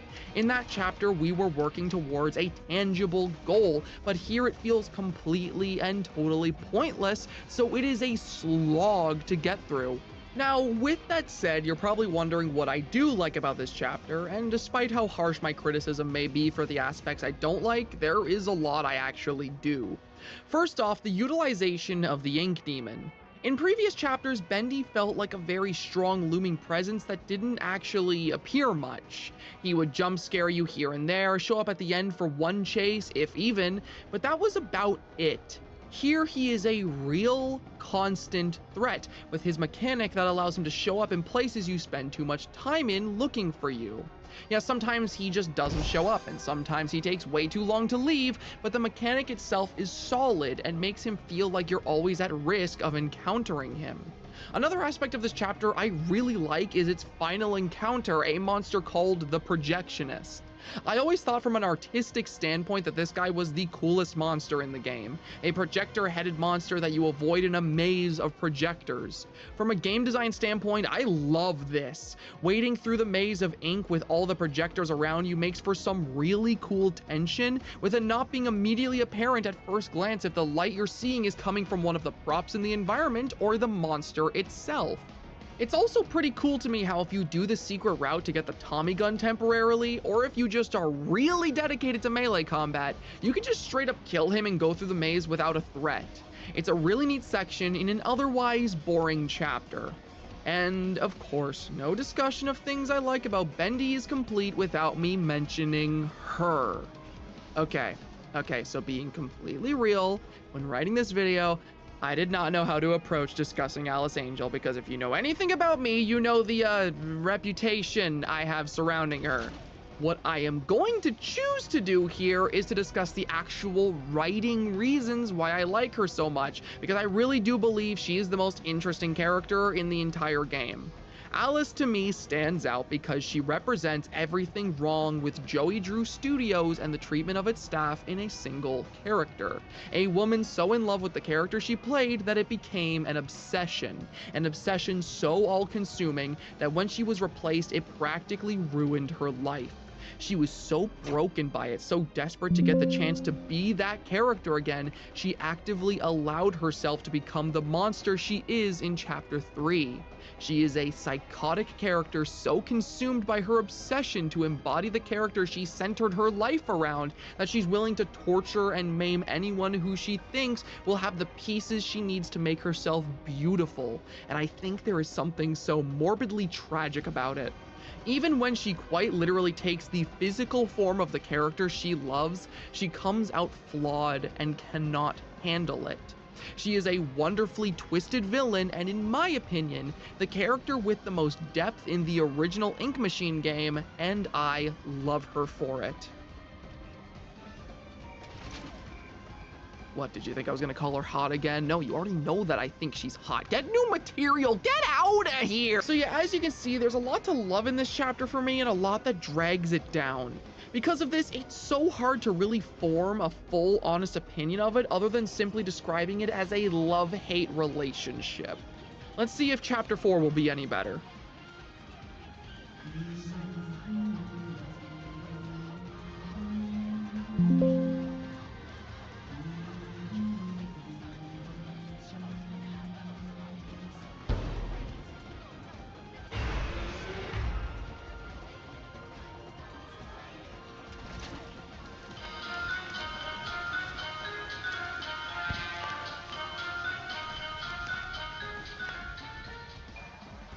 Chapter 4 is probably the best in the entire game, I'm gonna be so real. When I was replaying Bendy for this video, I found that Chapter 4 was the one I had the least issues with on Revisit.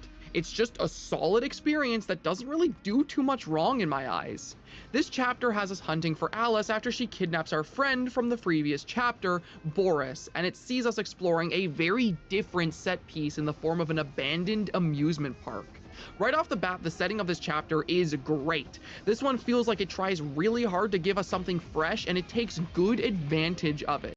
The goofy little minigames needed to access different parts of the locations are silly and fun, boss fights like Bertram Piedmont are super memorable, and this time around, since we have a proper objective, our time spent here feels like it actually means something. This chapter also improves on the game a lot by making combat much less of a focus, instead making stealth a bigger highlight this time. There is still the occasional fight like the aforementioned Bertram fight or the final boss, but with those ones I don't even mind because they're in a very controlled environment where the clunky, slow movement isn't very detrimental. One thing that was removed from the previous chapter I am a bit sad about though is the exclusion of the Ink Demon's roaming mechanic. You'd think with the way Chapter 3 set it up that it would become like the Ink Demon's main thing after it was introduced, but no, it was a Chapter 3 exclusive mechanic. In fact, Bendy only appears a single time in this entire chapter, and it's for a cutscene where he kills the projectionist and then he just kind of strolls off. It's a bit underwhelming for the main antagonist of the game, I'm not gonna lie. As for other things done in this chapter, I actually find the ending to be a bit odd.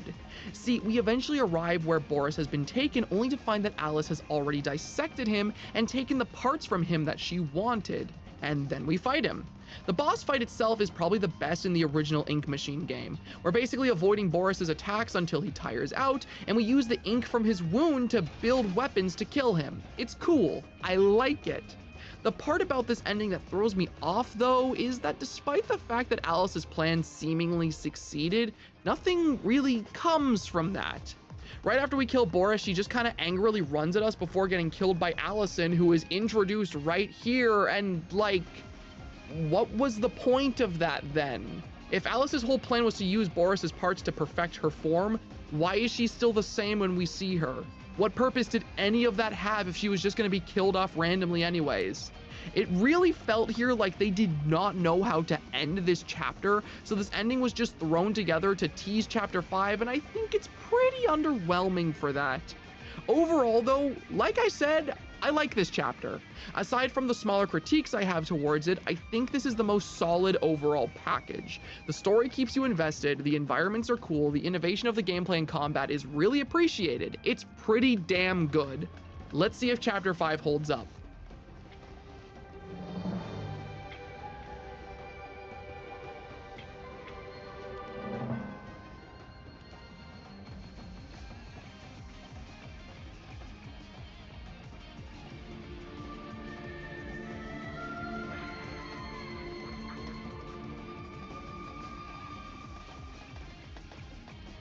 Chapter 5 does not hold up at all.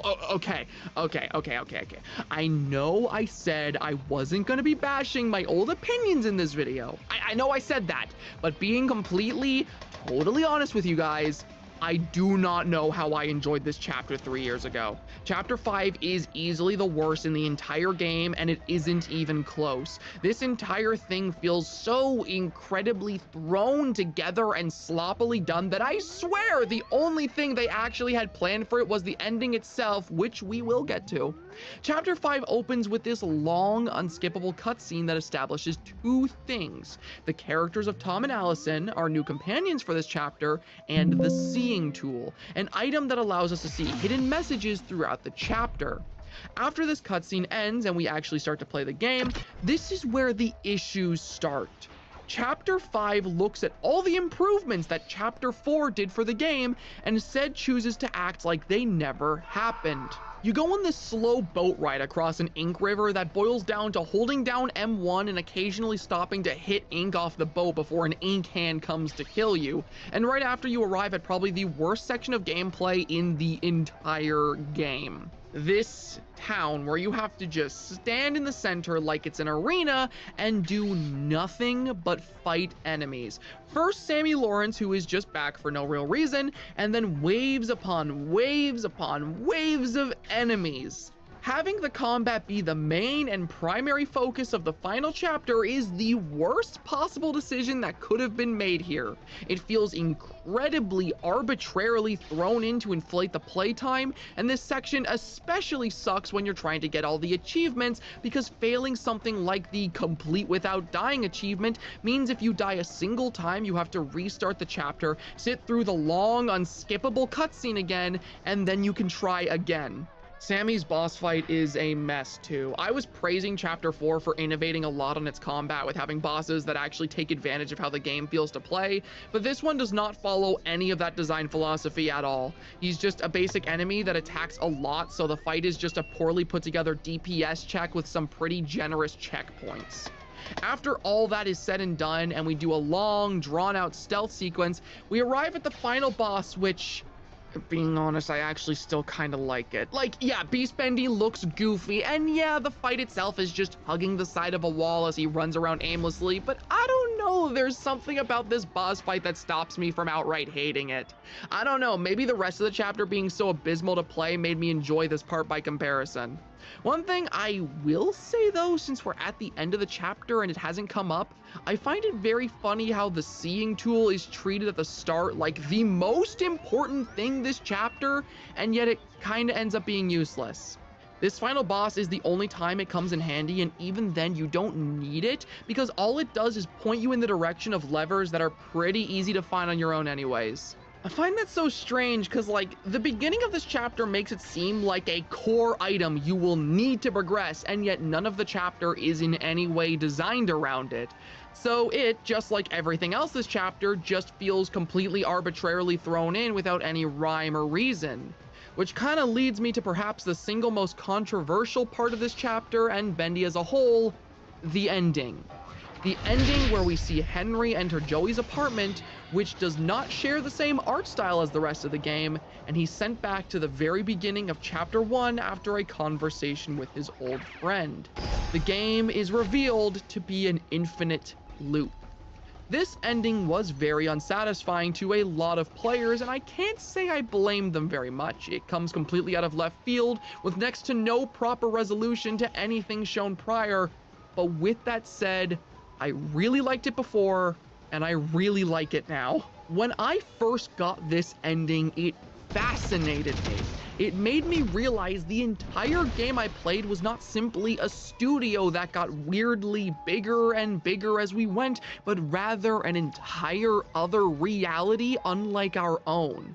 This ending put the entire game into a new, compelling perspective to me that made me want to know more, and I feel like that was exactly the intention. Sure, it isn't the most satisfying thing in the world, but I really liked it even before it was further elaborated on with the Dark Revival. It is the one part of Chapter 5 I will still defend tooth and nail. I think it is cool and I love it. But yeah, that is all of the chapters in Bendy. Re-experiencing this game in a new lens was interesting, because while I feel like I was certainly more critical of it than I was 3 years ago, I still couldn't help but love the game. For every moment I complained about or critiqued, there was always this feeling of, yeah, but I love it anyways. And I think that really reinforces a philosophy I first brought up in another video I feel is quite outdated, my video about FNAF Security Breach and why I really liked that game. The philosophy I brought up in that video was the idea that it's okay to love a piece of media that's flawed if the flaws don't detract from why you enjoyed in the first place, which is something I certainly hold on to, especially when revisiting Bendy. Sometimes there's just a work of art that you can see the flaws in, and those flaws either don't matter to you or may even add to the experience. With that video mentioned though, and the philosophy I preached from it coming up, I do feel like I should mention that I don't necessarily think it entirely holds up. See, when I made that video, some viewers were quick to point out that there was a bit of a flaw in what I was saying. The way I presented the information there, though it was not my intention, could very easily be misconstrued as me saying that fans of something should not have standards for the media they consume, that it's okay to just accept whatever you're given if the flaws don't personally annoy you. Which I acknowledge is a scary thing to go and say because, well, that encourages creators to try less because they know fans will consume the content they create regardless of quality. If I were to make an addendum to that statement, a more modern version of what I believe would be, it's okay to enjoy flawed media, but it's also good to be critical of media you love. Bendy and the Ink Machine is a game that I still, to this day, adore. It means a lot to me. I love its story and characters. I love the visuals and artwork. I just like playing it. But I'm also able to be critical of it and point out its flaws because I love it. Because I see so much in it and want to see it improve and be the best thing it can be. And you know what's crazy? This has happened. Bendy and the Dark Revival was what really made me understand how flawed the original Bendy was, because that game made a conscious effort to improve on almost every piece of criticism that was given to it. Dark Revival looks better, it feels better to play, the story is coherent, it is just a genuinely good game. And I think the reason it was able to exist was because people were critical of that original Bendy, and I think that change in perspective for me was the real reason I wanted to make this video. Yeah, I was harder on it throughout this than I was in my original Bendy video, but despite everything, despite the fact that I have grown a lot as a person and as a creator, despite the fact that I look at the original Bendy and see all the flaws I was blind to in my original video, I still love the game, man. It's not my favorite game ever made, not even my favorite horror game anymore, but I still sure as hell love it, and I think that's awesome. To those of you who have been around long enough to have seen that video and to now see this, thank you for sticking around to see where this channel's gotten. Seeing where I am now compared to 3 years ago is honestly mind-boggling, and who knows, maybe in the future my opinions will continue to change and I'll make another one of these videos to see how much I've grown since now. Until then, I'm just gonna keep doing what I do. Thank you very much for watching this video. It was genuinely so much fun to make. I hope to see you here for whatever my next project ends up being. Goodbye for now.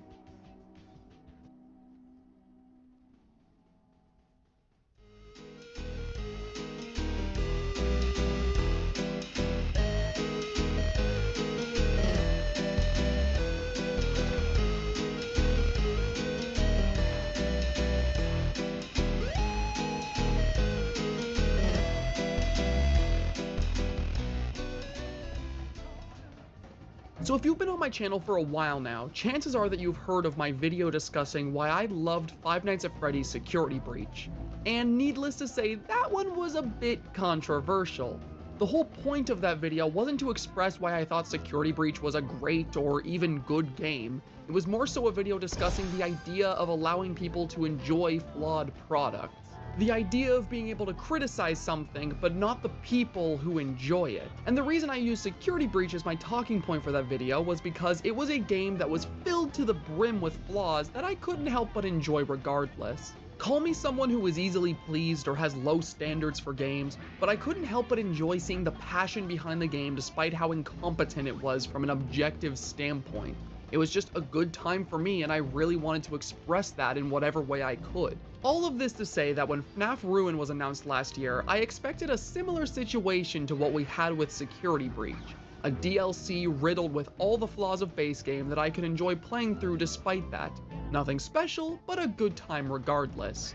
And yet, when the DLC finally released, I and many others in the FNAF community were very pleasantly surprised. Ruin was nothing like we expected. It was a genuinely competent product with a strong atmosphere, improved gameplay, and hell, even the story this time around was insanely fascinating. I, like many others, went into Ruin with low expectations, and now here we are over a month later, and it's easily become one of my favorite FNAF products we've gotten in years. And that's why I want to talk about it today. Originally, I had no intention of talking about Ruin on here because I felt like anything I could say would have been said already. But after experiencing this DLC multiple times over, I feel like it's something I just really want to express my love for on here. And that's exactly what I'm going to do. In this video, I'm going to go over Ruin's art direction, its gameplay, and its story, looking into what each element did effectively and comparing them to Security Breach's base game. So, without further ado, let's delve into it.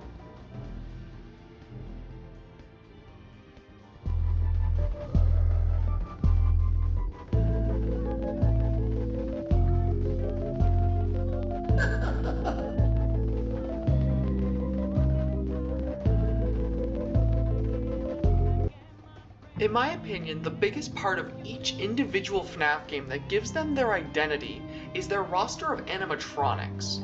Over the course of the series, Scott made a conscious effort with each game to introduce us to a new and interesting roster of characters. Imagine being able to build an app with your name on it, just by thinking about it. Meet Base 44. Hi, my name is Melody No Surname. Hi, Mel. I have a crippling fear that has plagued me for most of my life. From the day I was born, I've had this irrational fear. Even the name of it makes me jump out of my skin. But if I'm here at this Rubber Band Fears Club, I really should try to get over this. I'm scared of unnecessarily shaped rubber bands. You mean like silly bands? Where?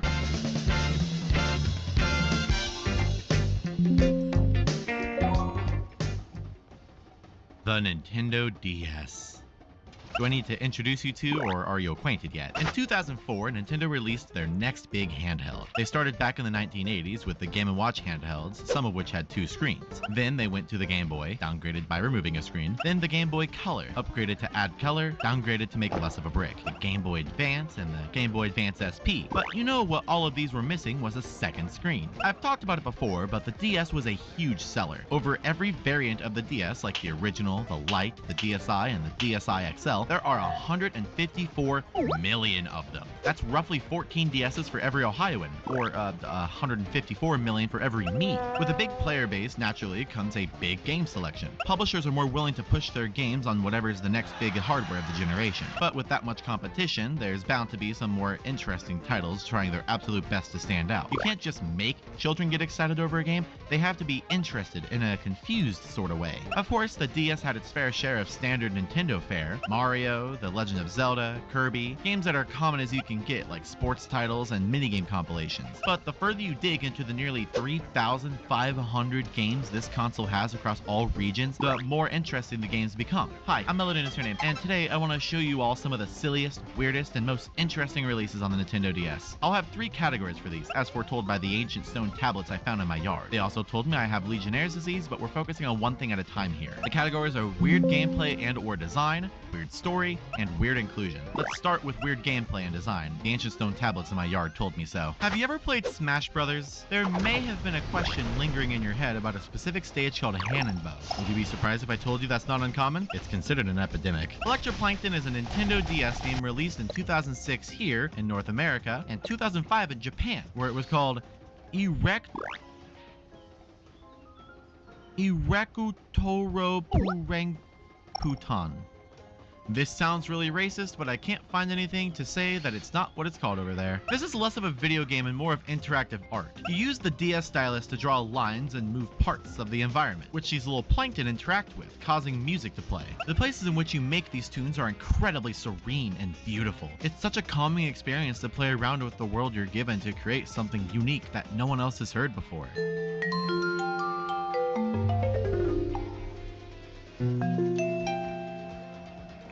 It also has another mode aside from the standard gameplay of moving a leaf, being where you can just play some calming tunes through the pre-made demo type songs. This game was published by Nintendo and single-handedly developed by Toshio Iwai, whose name is on the cover art. You boot up the game and you have a fresh start to make something only those around you can hear. Though if you got it in Japan, it came with headphones so you could gatekeep your sounds.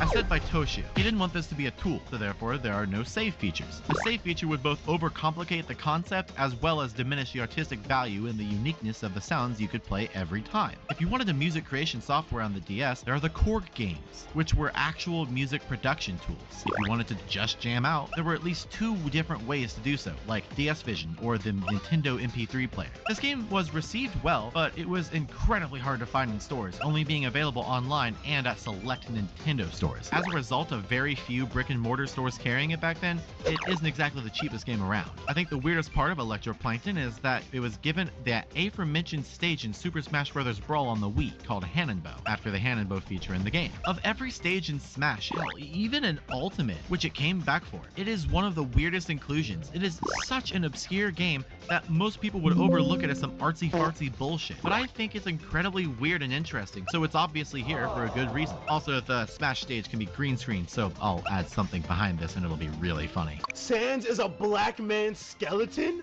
Did you know that the Nintendo DS had a microphone? Of course you did. You played Mario Kart DS Battle Mode just like everyone else. Very few games took advantage of the microphone feature. The 4th generation of Pokemon,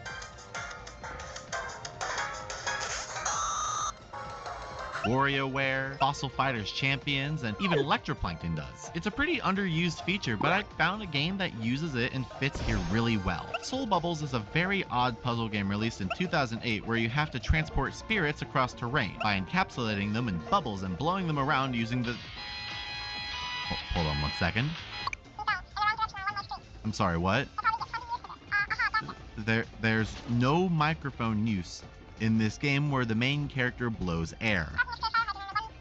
Okay, thanks for ruining a bunch of blowjob jokes. The most refreshing breath of air on the Nintendo DS. They have to have at least thought about using the microphone, right? Come on, let me spit all over my touchscreen, man. In order to transport the souls, you draw circles around them, creating bubbles, and blow on them using the stylus. You tap one part of the screen to have your shaman apprentice move there, and then you draw a line to blow. The further the line, the harder the breath. There's a lot of terrain that can hurt the souls, like fire and pufferfish, that you must use more bubbles and a mask ability to get around. The end goal is to get the souls to these things called a gateway cube, where they can finally rest in piss. This game is incredibly beautiful. Its music, its art style, it feels so odd. It's fascinating that I've never heard anyone talk about it. Maybe it's the cover art, which over here in America is a bit odd. At least the European box showcases that it won an award. What did we get? A blemish. Yes! This game was only released at Toys R Us, meaning its sales were limited and its face was forever scarred with a tattoo of its deceased wife.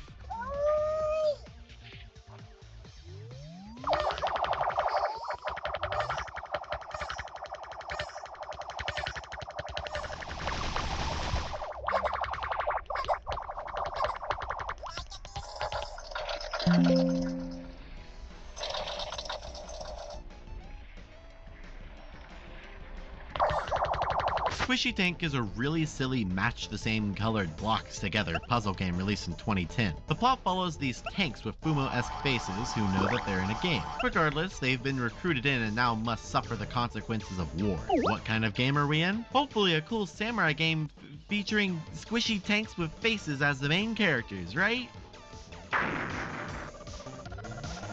Matching blocks results in the tanks getting blown the fuck up. You follow this drill sergeant's orders, getting rid of a certain number of blocks of certain colors. This is all in an effort to get the tanks to become stronger, less squishy if you will. When you blow up the blocks on screen, the tanks make weird anime girl noises as they get thrown around.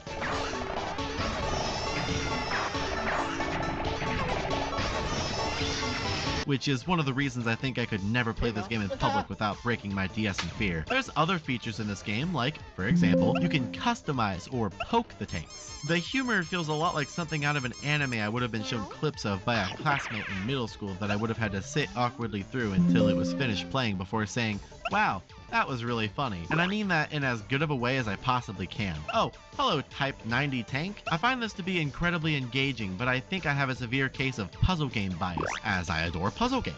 Squishy Tank is a take on an otherwise pretty common type of game with enough uniqueness to it that I think I can say that it's basically its own thing. Looking at the front of the box, okay, and now to the back of the box. We see that drill sergeant, who's pretty cool. There's a nurse whose power-up gets rid of one block, so she's pretty useless. There's a baby tank who confirms that this game supports the use of child soldiers. That's pretty cool. Good game overall. I figure I should also take the time to acknowledge that a lot of these DS games have trailers that are still up online, and for the most part, the comment sections are pretty dead, so let's check Squishy Tanks. Maybe we can liven it up a little bit.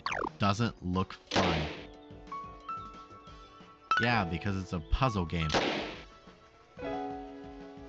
Oh, wow. I need a minute to think about this. Well, fuck you guys. I don't care if your comment is 10 years old and if your YouTube channel is inactive. I'm mad. Bad opinion. TBH.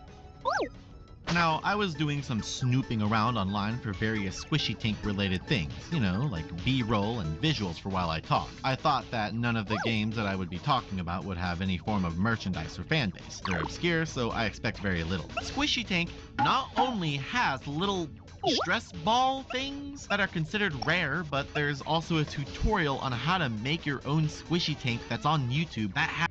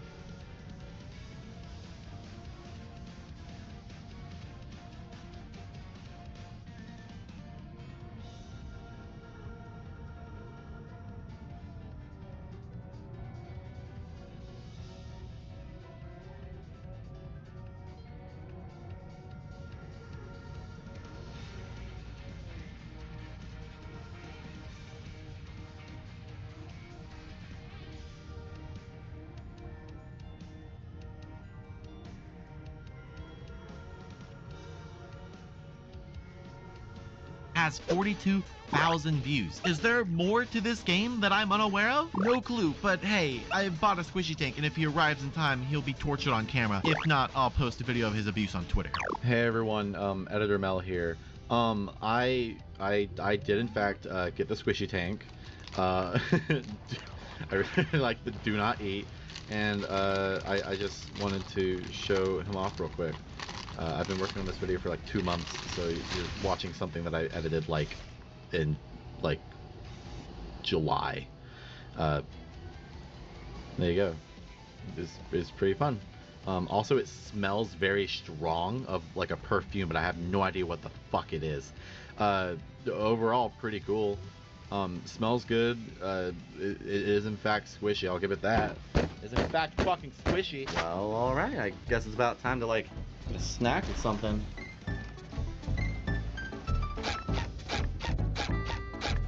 Oh God!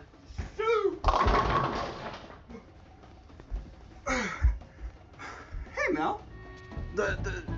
Hey, Preston. Listen, do you want to test drive my new car? Yeah, sure. Wait! Do you even know how to drive? Yeah, of course I do. I live on my own and I'm 22 years old. What do you think I do to get around everywhere? Bike? Yes, that's exactly what I think. Okay, what's the first thing you want to do to start the car?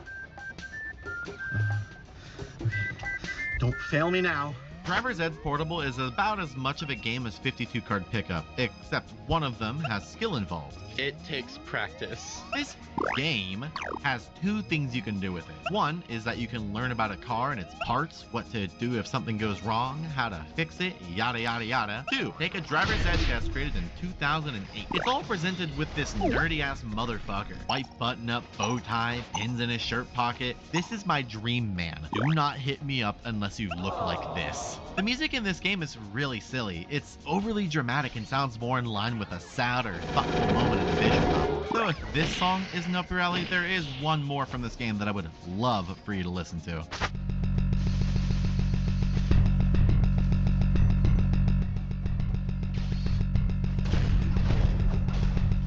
This game also lacks sound effects, meaning you're stuck listening to this one song that doesn't even loop properly for as long as you're willing to try to learn how to drive a car with a DS in your hands.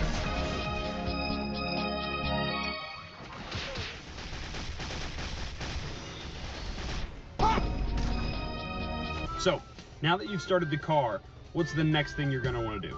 Floor it? Floor it. In reverse. I would, but my legs are too short. I would like to know if there's a person out there who owned this game and used it for learning how to drive a car. If you're out there, Driver's Ed Portable Certified Driver, let me know. I would like to study your brain and see how much you paid for car insurance. So, did you learn anything? Not to tape a puppet's hands to a steering wheel for a visual gag. The Auto Runner. A test of your wit and speed. To watch a character move, making what is essentially a quick-time event every few seconds to jump, duck, and move. The precision in your timing needed for some of these cannot be understated. One split second off and you're back to the start of the level. The Auto Runner has many types. The Infinite Runner, the Infinite Flyer, the Mario mobile game, the Lay Funny meme, the fucking Christ, this game fucking sucks. Oh my god! Ivy the Kiwi with the question mark too. Ivy the Kiwi, released in 2010 here in North America, is not necessarily an auto runner, but listen man, this is Ivy and she won't stop running. You can't stop her and that's the challenge. It's considered a platformer, sometimes even a puzzle platformer. But like, come on, look at her.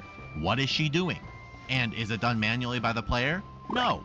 This is an auto runner. As the plot goes, Ivy was abandoned by her mom and is crying and running and won't stop crying and running until she either dies or finds her mom. To be fair, I would abandon her as well. She fucking sucks. You draw these ramps that look like Ivy, the plant, not the bird, to lift her up and help her traverse the stages, avoiding rats and other enemies. The bitch dies in one hit. She drowns to one drop of water. She is still in her shell. Baby ass bitch. I hate her. It wasn't until I watched the trailer for this game that I realized that you're intended to launch the bitch with your lines. And I don't mean by pulling the lines back. I mean by swinging it around and launching her. It just seems like abuse. Which is fine by me.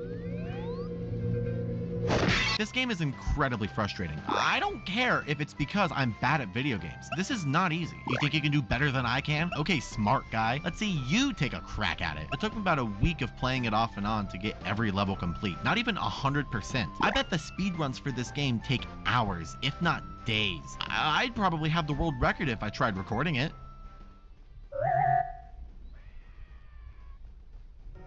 Never mind then. I think ignoring how aggravated I got while trying to beat this game and its completely unfair difficulty spikes and dips, it's completely beautiful. I love the art, the color choices, and the music in the game. Rat Woods is one of my favorite songs from the OST, and I plan to use it in as many Halloween specials as I can.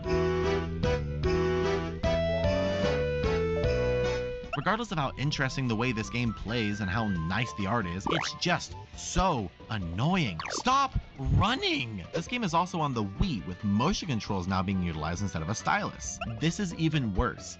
This was a terrible idea, but what about a mobile port? That should cement this as an autorunner. It's playable on my cell phone. Just kidding. Neither version of this, paid for or not, work on my phone because it's too new. This is a Samsung S8. This is practically an ancient stone tablet in the eyes of an iPhone user. I gotta contact the company that made this. Maybe I can convince them to update it. They have 0 employees, yet they are not defunct. Fascinating. You know what? I'm gonna spoil the end of the game. I'm so fed up that I don't want people to play this game, so I'll ruin half of the reasons why anyone would. To answer why there's a question mark in the title, she's not a Kiwi, she's a Phoenix. Fuck this game. The man who made it should be put behind bars. Who produced this Oh. He may not be paying for the correct crimes, but I hope he serves a separate life sentence specifically for this game. On to DS games with weird stories, as in development or background behind the game and not in the games themselves. The first one I want to talk about is the Japanese McDonald's training DS game. The E-Crew development program, alongside a special DSi variant, were given out to Japanese McDonald's employees in 2010. The thing was developed by, get this, McDonald's. It was published by, get this, McDonald's. A bunch of people in-house at McDonald's Japan got together to create a training game that's only legacy is being lost media, followed by being the most expensive DS game to ever exist. It's not known how much this was used or for how long. For all we know, it could have been a dead-end idea from release and was rarely ever used. This isn't the first or last of its kind, you know, a video game made to train employees of a restaurant. A personal favorite example of mine in this genre that was also formerly lost media is the Burger King training game for the Philips CDI. There's also the Hilton Garden Inn game for the PSP where you learn how to clean. Riveting gameplay. I recall my first ever job at KFC had a training game, but it was one of those lazy flash games with PNGs of paid actors pretending to be employees and some Go Animated Jason animations. Not the same thing, but still interesting to note. This game was made to help train brand new employees in how to cook and prepare food served by McDonald's. There was also a separate version for already established employees called eSmart. For what they are, there's a lot of charm in these games. The E-Crew development program and its eSmart counterpart were never meant to be seen by the public. They were internal projects given to employees of a burger franchise. Anyone in the world now being able to play these games for free via emulation, seeing all the assets and work put into a video game made to train McDonald's employees from a country you're not even from, it's wild to me. Oh, I almost forgot to mention that this game had little quizzes to show off what you learned. It also shows you how to clean up and manage the McDonald's floor too. I can clean the bathrooms, but it says nothing about how to wipe the shit off of the mouth urinals. I didn't just learn to mop the floor from the McDonald's training game, I sat my ass down and listened. I would have read it, but I can't read Spanish. I can't read Japanese. I have no clue what this means. Though I listened intentionally since the music in this game is really good. I hate it when people say, oh, why does this go so hard? The composer of this video game didn't have to do this much, because fun fact, they did have to go this hard and they were getting paid for it. But I think in this case, where the game is probably in the hundreds of copies, possibly even less, I have to ask why the music is so good.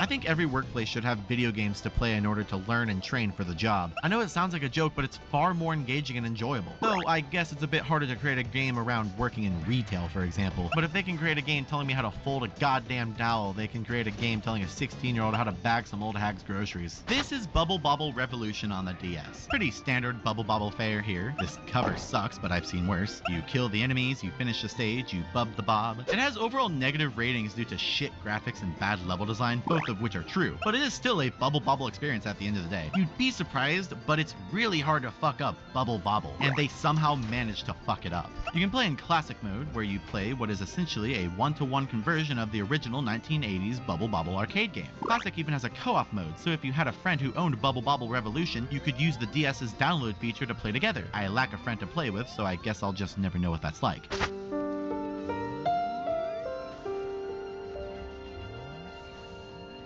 There's also New Age mode, which is where most of the complaints seem to stem from. There's bosses every 10 levels, there's fans around some of the levels so you can use the DS microphone, and this mode even features a 4-player mode instead of a co-op called Revolution. Of any Bubble Bobble game that I've played, this is the lowest ranking one. Granted, most of my Bubble Bobble experience comes from like Rainbow Island on the SNES, but from what I've played of Bubble Bobble itself, like, this is borderline unplayable. Too stiff, clunky, genuinely unfun. It's more aggravating than enjoyable, but I guess I can say that I'm enjoying myself.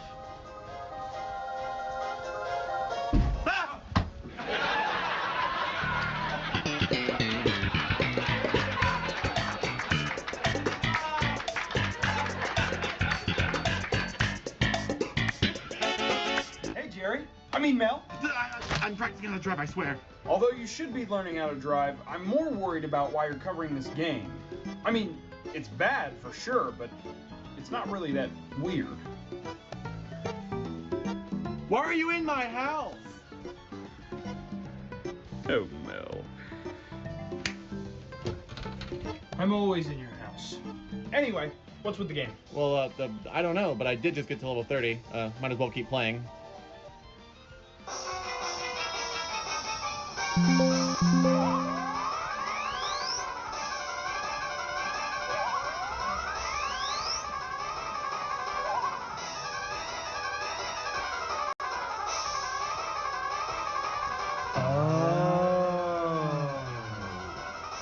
So this game is broken. 70% of the game is completely unplayable. And I don't mean unplayable as in, oh my gosh, this is so difficult to play, or oh gosh, this reeks, this is so unfun. I mean, like, this game has a bug that makes it physically impossible to play further than level 30, meaning 70 levels are unreachable to the player. The bug is that the level 30 boss never spawns, meaning you cannot proceed. How it was not found during development is beyond me. It's beyond me how the game was released when it plays this bad, but this bug tops the fucking cake. It's not present in the PAL or Japanese versions, only the NTSC versions. Maybe there was no playtesting? Some sources say it was probably something wrong with the game and no one noticed. Others say it may have happened during production. So who at Codemasters is responsible for this? I ought to ask them. It happened 16 years ago. I feel like if the incident is old enough to drive a car, it's old enough to be explained. What's Codemasters' phone number?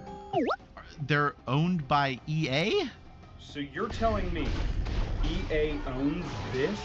They own me too. Back in the day, there was no downloadable updates for games. The way they fixed them before DLC and stuff was to have them shipped back to Nintendo or to create a whole new updated cartridge. Pokemon Emerald had an interesting one where when connected to a copy of Ruby or Sapphire, it would update a glitch in those games where the berry trees wouldn't properly replenish. Another weird one is Skyward Sword, where a very specific scenario would soft lock your game. So Nintendo released a patch channel for the Wii to update the game. But what happened to Bubble Bobble Revolution? So as early as 8 days after the game was released, in response to releasing a genuinely unplayable experience, Codemaster acknowledged the flaws and released a statement saying, "We have been looking very hard into this issue with Nintendo and have now determined that all of the cartridges that have been shipped in North America are faulty. Needless to say that we are extremely sorry that the situation has arisen and would like to apologize to you for this issue. We have already started the process whereby a corrupted version is to be manufactured and will ensure that all customers have their copies replaced. Unfortunately, this can take 8 to 10 weeks simply because of the time time required to manufacture the new carts.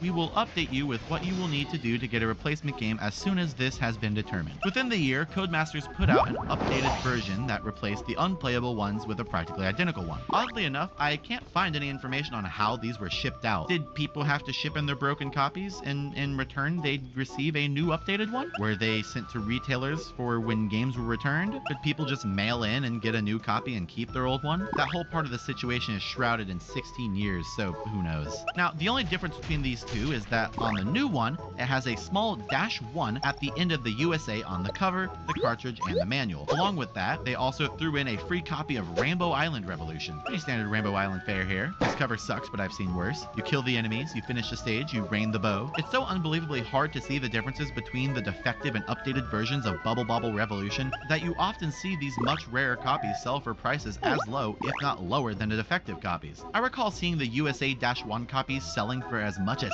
$600 when people first realized that there was a different version. But those days are gone now. In order to enjoy the full 3 out of 10 experience that is a Nintendo DS's first of 2 Bubble Bobble games by the standards of mid-2023, you'll only need to spend about $150 or keep an eye out on eBay like I am, hoping to catch some unexpected seller who doesn't know that they own one of the rarest DS games out there. I'll own it someday. Mark my words. Age of Empires: The Age of Kings also had a similar story. Age of Empires is a pretty well-known series of turn-based strategy games. I may have never found them interesting, but I can see the appeal. I played Romance of Three Kingdoms on the SNES, and I played Pokemon Conquest and Mario plus Rabbids. I know enough about turn-based strategy that I could possibly need, and adding a 4th franchise to that list would cause my brain to explode. Age of Empires 2 was released in 1999 on the PC and later on the DS in 2006. It received a lot of favorable reviews and even an award or 2. However, there was one small bug. If you were to name your character something that was under 4 characters, your game would crash, break, and be completely unusable as it was now bricked. The developers of Backbone Entertainment had no way around this, as it just couldn't be fixed. Unlike what happened with Bubble Bobble Revolution, they couldn't just find a way to fix the issues with the game. So instead of releasing a new version like Codemasters did, they just started including a small slip of paper in every copy to warn buyers about the bug. Here I have my copy that I've yet to play. Before starting a campaign, make sure that your Empire name, save file name, is 4 or more characters in length. To edit the Empire name, select User Profile, then select Edit Profile, and enter the name. This will avoid any loss of data. All of this poor grammar followed by a thank you. It feels like they had to rush this into the box and had no time to proofread it, but you know me, I'm a rebel. Fuck the system. I'm gonna name myself Mel.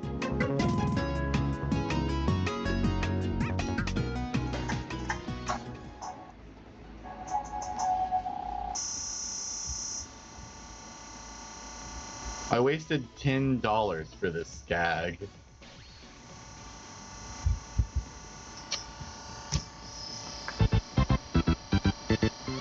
So a fun fact before we move on. This glitch will not work unless the save data you're working with is fresh. You have to change from the default name to a name of 3 or less characters in order to waste $10 for a speed run. As you can see in the background, I didn't immediately know this and tried to do it several times before taking a shot in the dark and resetting the whole profile.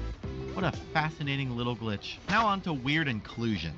So, a lot of video games come with things that are in the package. Not just the cartridge or manual, but sometimes a little added goodie here and there. You get the game and also a funny little extra to add to the experience. Sure, you could open up the newest Pokemon game and enjoy it for a week, but you could also open up the Snow Brothers Collector's Edition and play with the Stress Ball Snowball for months on end. Games have done this for a long time. Something like Earthbound came in a big-ass box and included a player's guide. However, it wasn't a popular trend until the DS and Wii era. So many weird doohickeys thrown into random games that usually don't enhance the experience or just make it incredibly hard to find or afford. Like, I'd kill to show you all the Kinect's Gravedigger that I could build that came with Monster Jam Path of Destruction, but I can't find the fucking thing, man. In the late 2000s and early 2010s, funny-shaped rubber bands that kids would lacerate their wrists with became the new fad. Since the dawn of time, there's always been a new hit toy for kids to choke on that tended to lead to lawsuits from stupid and rich entitled parents. Silly bands were a huge craze, and as with any craze, big companies were going to try to capitalize off of it. There were knockoffs, a late-to-the-party movie. Is that an airplane band? Awesome! And a glow-in-the-dark light bulb? Ooh, I want the Rockstar. And the TV. Cool. Well, what's this one?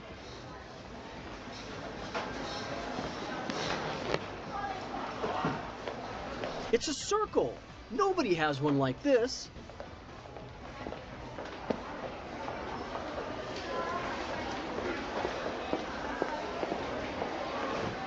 But the topic right now is the video game. 2010 was probably when these lawsuits to be reached their peak and the Nintendo DS game was released. It has the official Silly Band's name and everything. Surely with a hugely profitable company behind them, it should be an incredible game.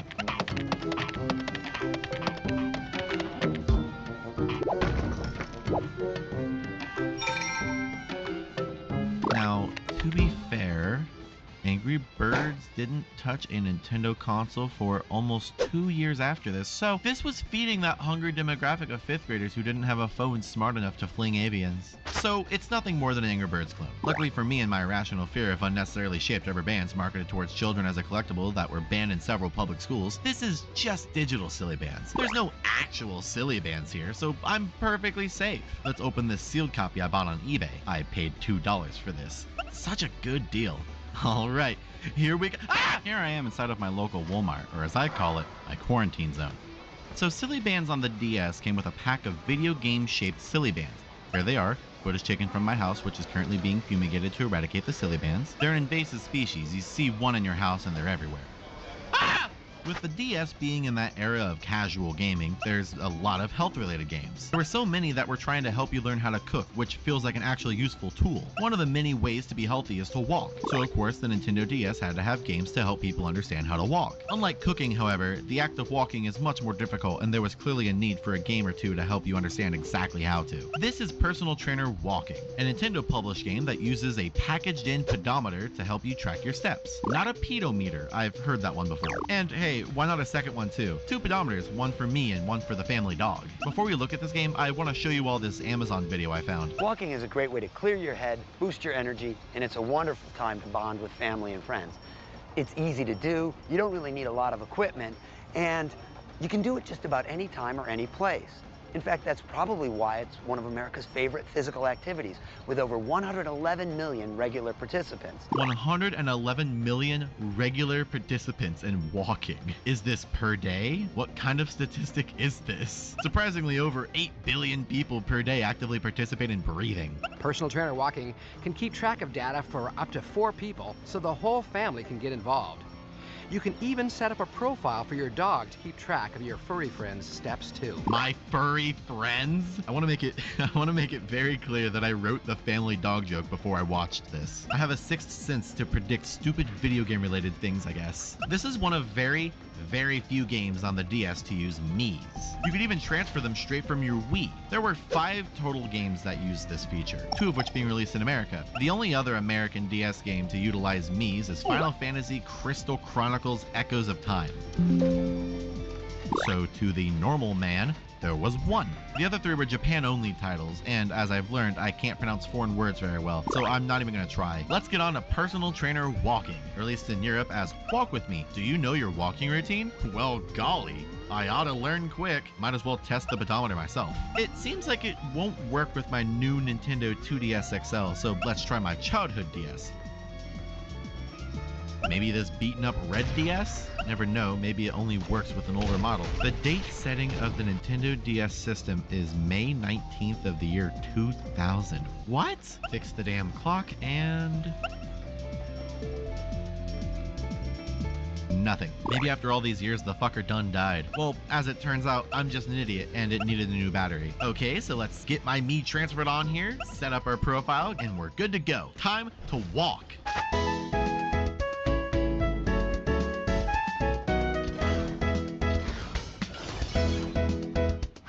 I've walked that much? I'm so healthy. I should try to use Personal Trainer Cooking. They're in the same vein, same franchise. Surely I can get that one down too. That was overall a bust, so how about we try a different pedometer? This is my weight loss coach. The measuring tape feels both rude and pandering, but I feel like a DS game inadvertently telling me to lose weight makes me want to lose weight. Bit of a different looking pedometer, as unlike the Nintendo published one that uses infrared to transfer data, this one plugs into the GBA port, meaning I can't use my personal DS and I have to use this fucking brick. Anyways, we all know what's up. It's time to go for a walk again.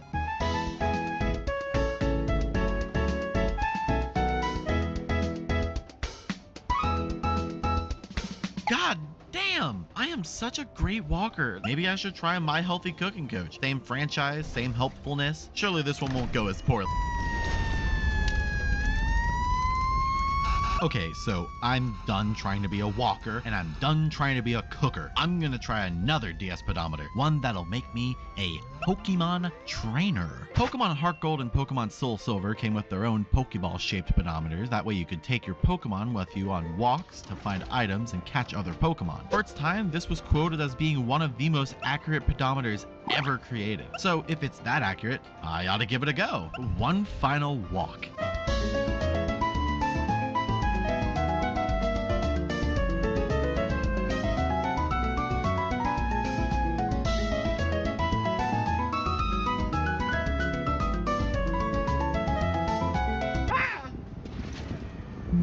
After testing them all, I have come to a conclusion. I'm gonna trust this one for making me feel like I did more work, but this one has my A-palm on it, so I think it wins the vote for letting me feature Mr. Hand in a video proudly for everyone to see. You will not believe what I'll nickname him when he evolves. Bakugan is a franchise that I wish I could find more to talk about. A game all about balls that explode when they touch cardboard with some magnets inside of them. I talked about them briefly in a video from earlier this year, but I couldn't really say much. Though I did promise to show off the ones that I bought someday, and I sure did. Follow me on Twitter, by the way. I recently bought a bunch of them from my local quarantine zone. I own all these Bakugan, and yet I know nothing about how to play with them. That's a video for another day, though. Of the 4 DS Bakugan games, only 2 of them came with little choking hazards in the package. The first is Bakugan Battle Brawlers, which came with a little Bakugan. Now, the one that I bought didn't come with one, so I slid one of the ones that I bought earlier this year into the package, and it looks indistinguishable from the normal packaged one. If you're a Bakugan fan and this looks weird to you, everything is fine. You're hallucinating.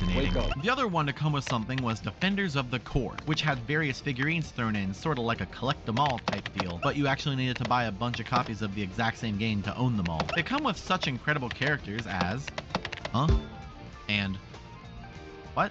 I personally got this horseshoe crab. He's pretty neat, fits well in my mouth, can't swallow though. 9 out of 10. Similar to Bakugan, Beyblade's DS games also had their own toy inclusion. Both of these games were based on franchises whose main priority was to sell toys to children like it was the 1980s, so of course when selling a video game they needed to also sell the toys. How else are you gonna get kids addicted to drugs without at least giving them a free sample? Here in America, we got 2 games on the DS, and they both had special versions that came with a Beyblade, being Metal Fusion and Metal Masters. However, these aren't the ones I want to talk about. The Beyblade game Metal Fight Beyblade was never localized like the other 2, remaining stuck in Japan. It came with the BPR, or Bay Point Reader. It was used to transfer Bay Points, which shows a Beyblade's wins. Overall, this was pretty useless, but it is interesting regardless. I bought one, so let's take a look at it. Hello everybody, and welcome back to Melody's Beyblade Unboxing. Today, we're going to be opening up Metal Fight Beyblade for the Nintendo DS. It comes with the Bay Pointer and Bay Point Reader, which is mostly what I want to show off. I'm really excited to be able to, introduce you all to these very interesting Japan-only peripherals for the Nintendo DS. So I guess without any further ado, let's...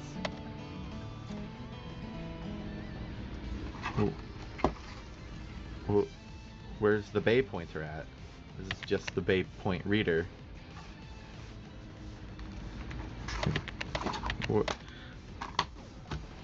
Google Lens, help me please. According to the back of the box, this useless win counter doesn't even come with the game, but it does come with a small GBA cart that would read the counter. For such a useless accessory to not be included but the reader for it to be thrown in, they'd have to have not thought that out very well. I suppose I could just buy a BPR online. No one used them when they were new, so surely that means they're worthless, right?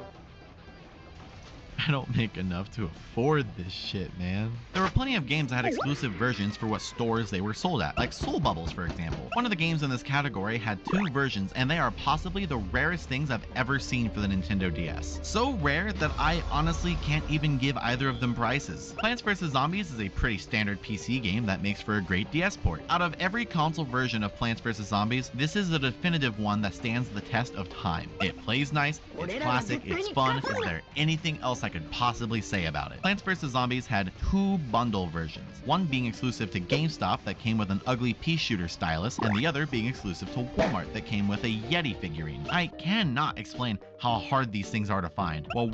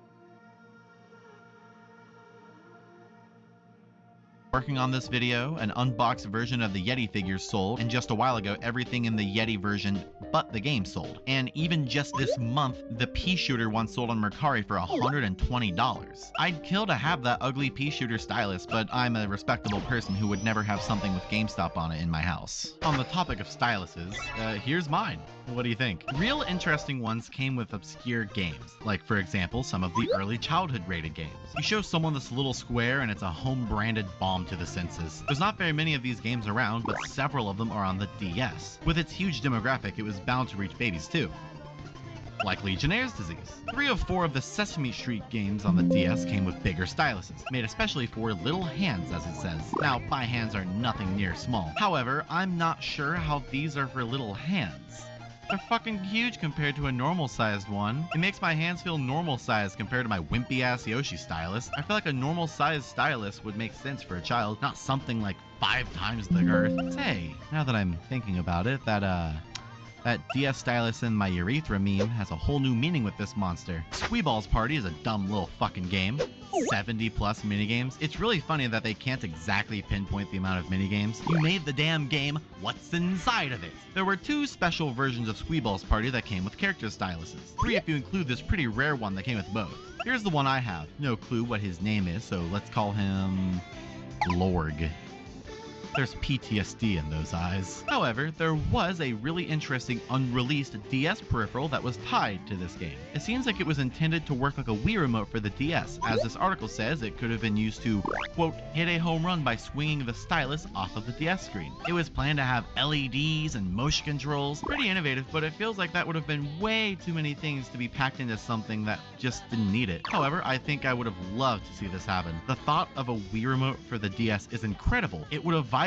So on the stylus inside of the urethra tier list, this one goes on the very top. Very wide, but it wiggles around, so it works out. As with silly bands, any fad toy of the era had its own DS game. At least one of them. A prime example of that is Zuzu Pets. These were a brand of small electronic toy hamsters that were huge in 2009, even being sold for hundreds of dollars at some points due to the demand being higher than the supply. Being as popular as they were, they naturally had their own video games. On the DS alone, there were 4 games that came with Zuzu inside the box. Unsurprisingly, as with all fad toys, they fell off and were quietly discontinued in 2013. Let's take a look at these bad boys. I may have them sealed, but this is for science. Please keep toy away from hair. This smells like a lawsuit. After playing with this little guy for a while, yeah, this sure doesn't add to the experience of a shitty shovelware game on the Nintendo DS. I need a pet that won't scalp me, so how about Wappy Dog? Small robot dogs were the hip and trendy thing to have a few years back, but this one was different. It came with a game. Oh, wow! Or the game came with a responsibility. It's a pretty standard pet simulator that can be played without Wappy itself, but you're really not having the full experience unless you leave him in a hot car. You can feed him, pet him, play with him. Here's the trailer, advertising that you should feed your dog cake. Well, if you insist. Communicate with Wappy through your Nintendo DS. And watch how he responds. Care for Wappy. You need a bath. You need a bath? That's fucking rude. This kid sucks. Wait a minute. This gives me an idea. Hey Lucy, how are you today? I'm doing alright. What about you? You need a bath.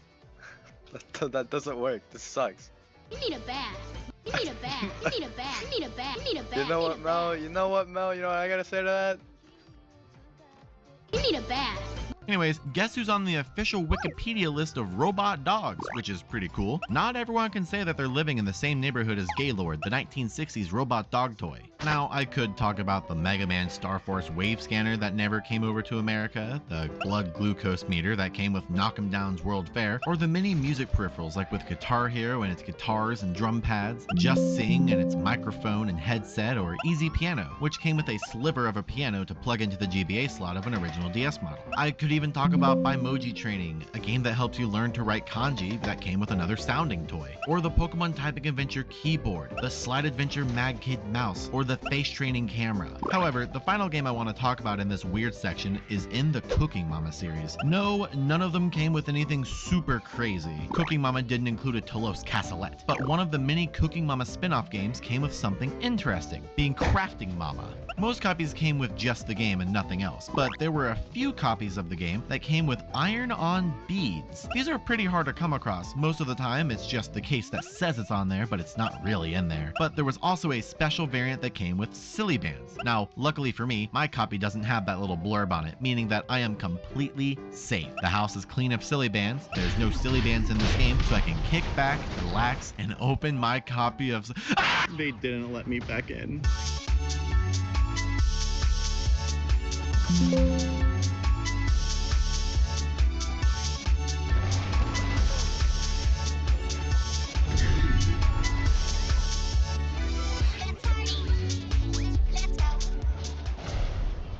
When too much work bogs you down, Asana helps you handle it. That's because Asana is where humans and AI coordinate work together. AI makes it easy to hand off routine tasks, streamline workflows, and keep everyone focused on the work that matters most. That's how work gets handled. That's Asana. Visit us at asana.com. That's ASANA.com.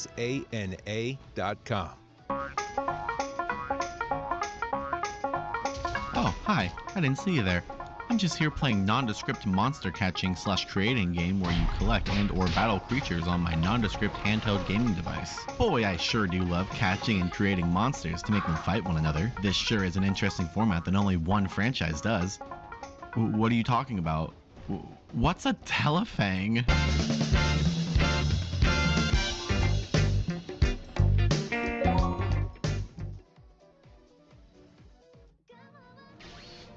Pokemon! It's the highest grossing franchise of all time. Adults love Pokemon, I love Pokemon, you love Pokemon. I'd be willing to bet that children under the age of 5 would recognize Pikachu before they recognize the cross of Jesus Christ. I'd be willing to say that you, the viewer, could name more Pokemon than you could name people in your life. It's a phenomenon that's captivated millions, possibly even billions of people in its time of reigning over the world as a multi-billion-dollar messiah, ready to shower its people with another line of plushies of the yellow rat that the people so adore. It's the premier way to catch, collect, and battle monsters against one another. Hi, I'm Melody Surname, and today we're going to talk about how Pokemon, and only Pokemon, is the franchise to battle your silly little house pet in. Now, am I wrong?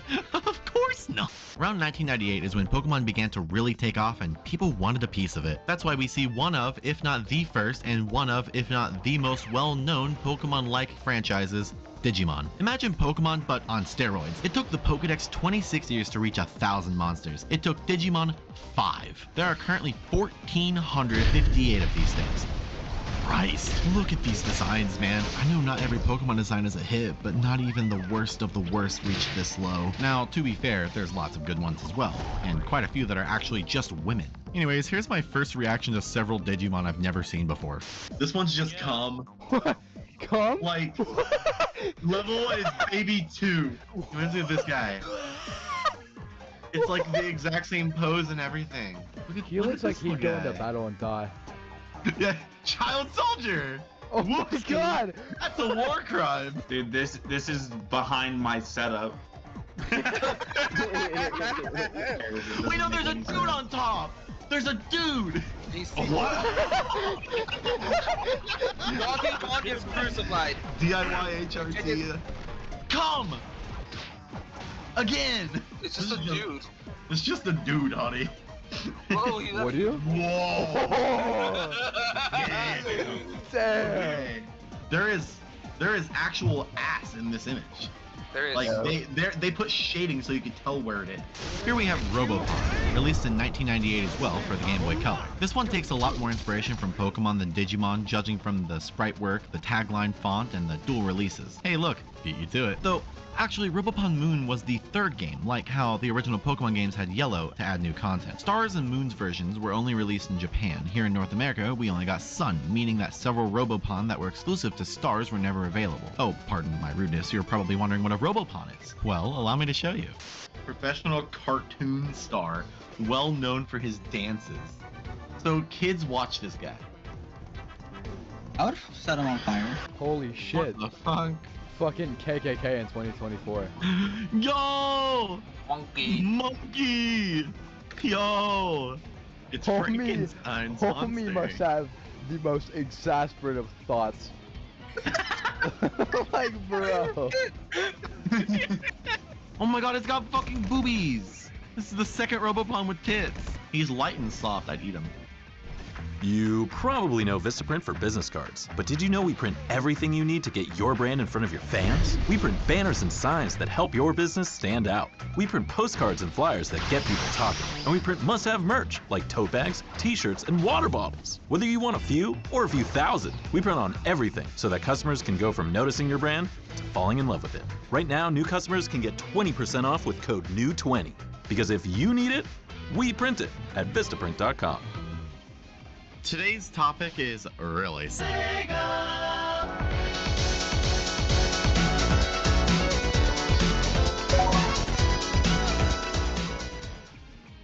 Sega, the game company who gave Nintendo their biggest run for their money. The company who created by far the most aggressive campaign against a competitor. 16-bit arcade graphics. The company who gave us hundreds upon hundreds of furry bait characters. The company who ran themselves into the dirt and pulled out of the game console industry like a man during a one-night stand. You may see Sega as the folks who gave us the likes of Sonic or Yakuza. I see them as somewhat of a graveyard. Nothing but game franchises rotting away while Sonic gets his own branded toaster. Hi, I'm Melody no surname, and today my friend John and I will be looking at our favorite skeletons in Sega's closet. So, without any further ado, let's kick it off with...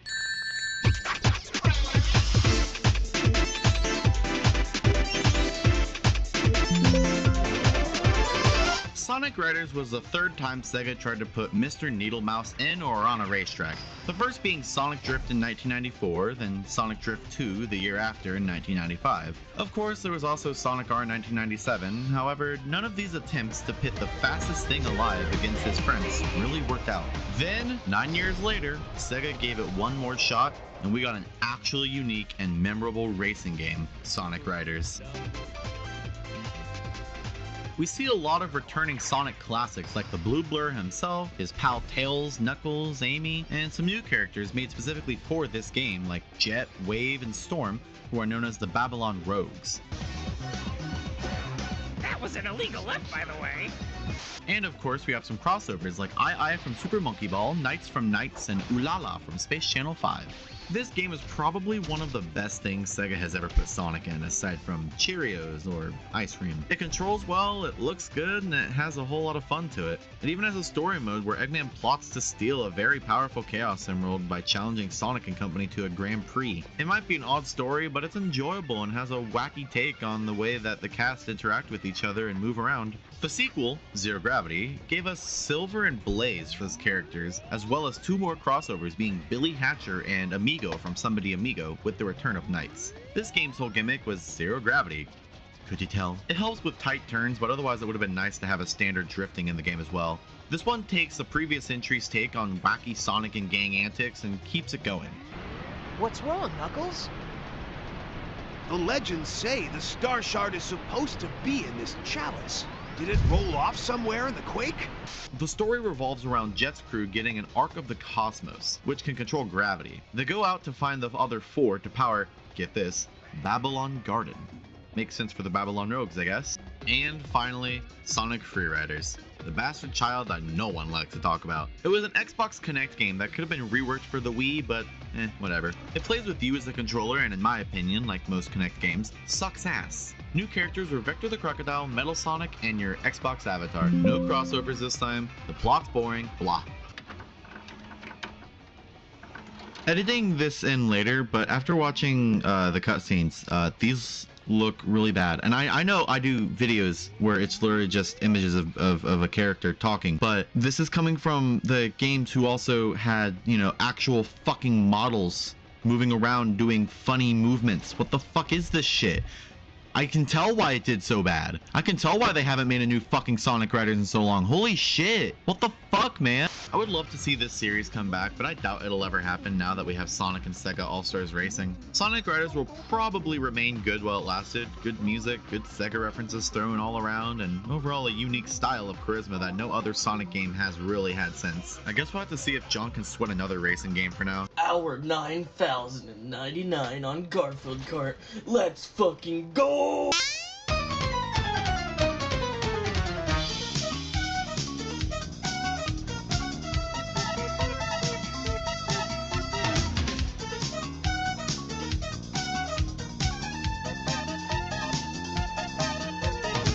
Only is Bug one of the earliest 3D platformers, but it was also the first one to be put onto the Sega Saturn, and it was also considered Sega Saturn's mascot of sorts. The game is great in graphics and colors, but the aforementioned 3D platforming is very limited. Even though it's not a perfect game, it's so wonderfully charming in looks and gameplay. His name is also Bug. Did I mention that?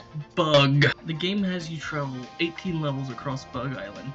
Like Gex, Bug is an actor. He signs up for a role in a new movie where everyone he loves is kidnapped. The sequel has Bug filming 6 movies all in one single day. I'm a bug of action. I make action films, and you are my action stars. I signed you up for a 6-flick deal, which will be shot and completed today. Have a unique feel to them that I just love. Both were rated pretty well and performed pretty well for the console that they were on. Even Steven Spielberg agrees, this is the character. This is the character that is going to do it for Saturn. Thanks, creator of Ready Player One, the movie.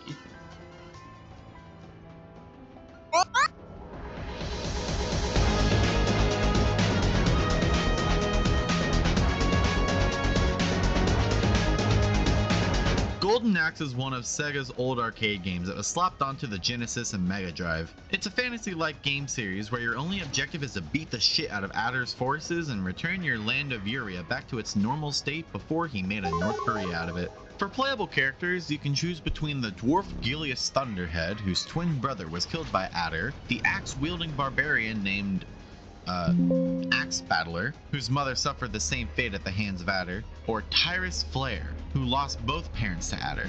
Oddly enough, this was the only game I recall playing as a kid where when given the option between male and female characters, I didn't choose the female. Like, look at Gilius. He's so fucking cool. She has nothing on this sex magnet. The first game was well done, but the second one was seen as nothing more than a rehash. Same characters, same visuals, different villain however. It wasn't too common in the arcade scene and the overall thoughts on it were between and pretty good. At the end of the day, it was still Golden Axe. Golden Axe 3, however, is sacrilegious. These are the playable characters. See what's wrong here? There's no Gilius. Are you kidding me? Bullshit. There's a Japan-only game where Gilius sacrifices his life to end Adder, spoiler alert, called Golden Axe The Revenge of Death Adder. What a brave soul. The final game we got was Golden Axe Beast Rider. It's not good. It at least brought back Tyrus, but there's no Gilius, so fuck this game. As a whole, the franchise needs more love in modern day. It's been 12 years and all we've got was a one-day release of a cancelled game that only served to piss people off.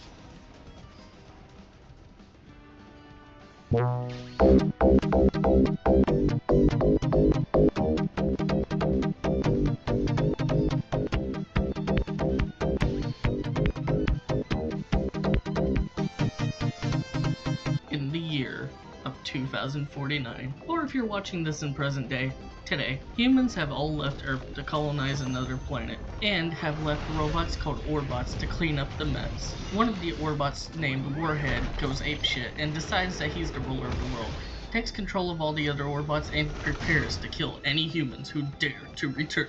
Vector Man, who wasn't on Earth during Warhead's control, has to save the world from Warhead, so Earth can go back to normal. The second game sees Vector Man fighting mutant bugs, and a fat-ass spider instead of his own kind. These games are some of the best received games I've ever seen for the Sega Genesis. I think the reception is best summarized by, if the developers keep on pumping stuff like this out, then it'll be a cold day in hell before 16-bit is dead and buried.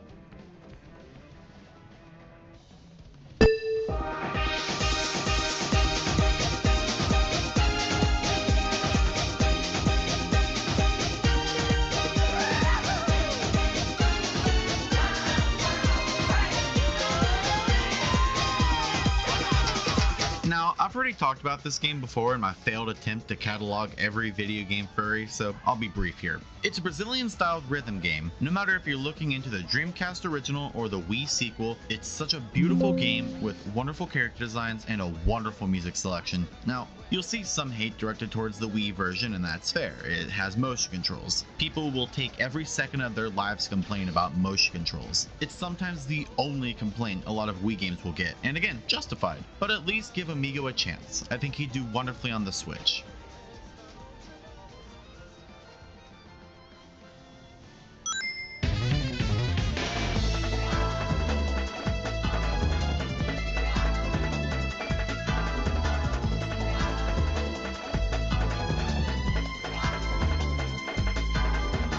To be honest here, Melody wrote the script for this video and I'm pretty much just helping. She says, and I quote, "I'm going to be honest and say, I could barely grasp the plot from Wikipedia, so I encourage you to try to make sense of it, and I really do fucking smell." The game as a whole got a load of love, ranging from a whole new controller made specifically for it to the fact that the director studied dreams and all sorts of related stuff for the project. It was received insanely well, getting 8s and 9s across the board. So good that it was the best-selling Sega Saturn game in Japan and second place around the world behind Madden NFL 97. What the fuck?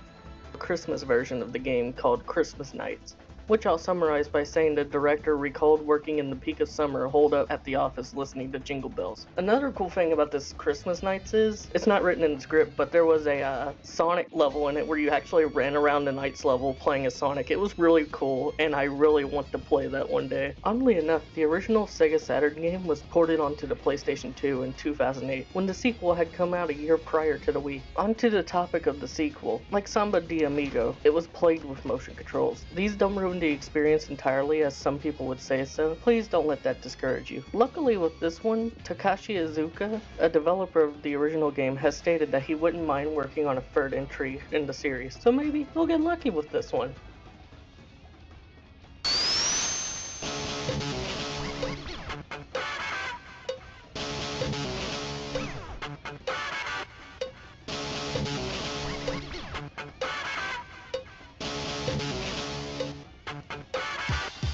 Crazy Taxi is the only game on this list that needs no explanation, as the entire game is summarized by the title. You're a taxi driver whose objective is to get your passengers to their destination as fast as possible. Safety takes a back seat as you speed down roads and take air to make sure that these bipedal busybodies get to where they need to go in the shortest amount of time possible. I like to imagine there was at least one parent who was worried this game would teach their kid bad driving habits. You know, the parent who says, "The other drivers better be safe. There's a menace on the streets," the same day you get your driver's license. This franchise is the only one on the list that hasn't been dead for over a decade. Every other entry has not seen a new game for between 12 and 27 years, where Crazy Taxi has gotten a new game as recently as 2017. That's a mobile game. So as recently as 2014. That's a mobile game. What? Okay, so Crazy Taxi deserves this spot because its real last game was on the PSP in 2007, which was a port of Crazy Taxi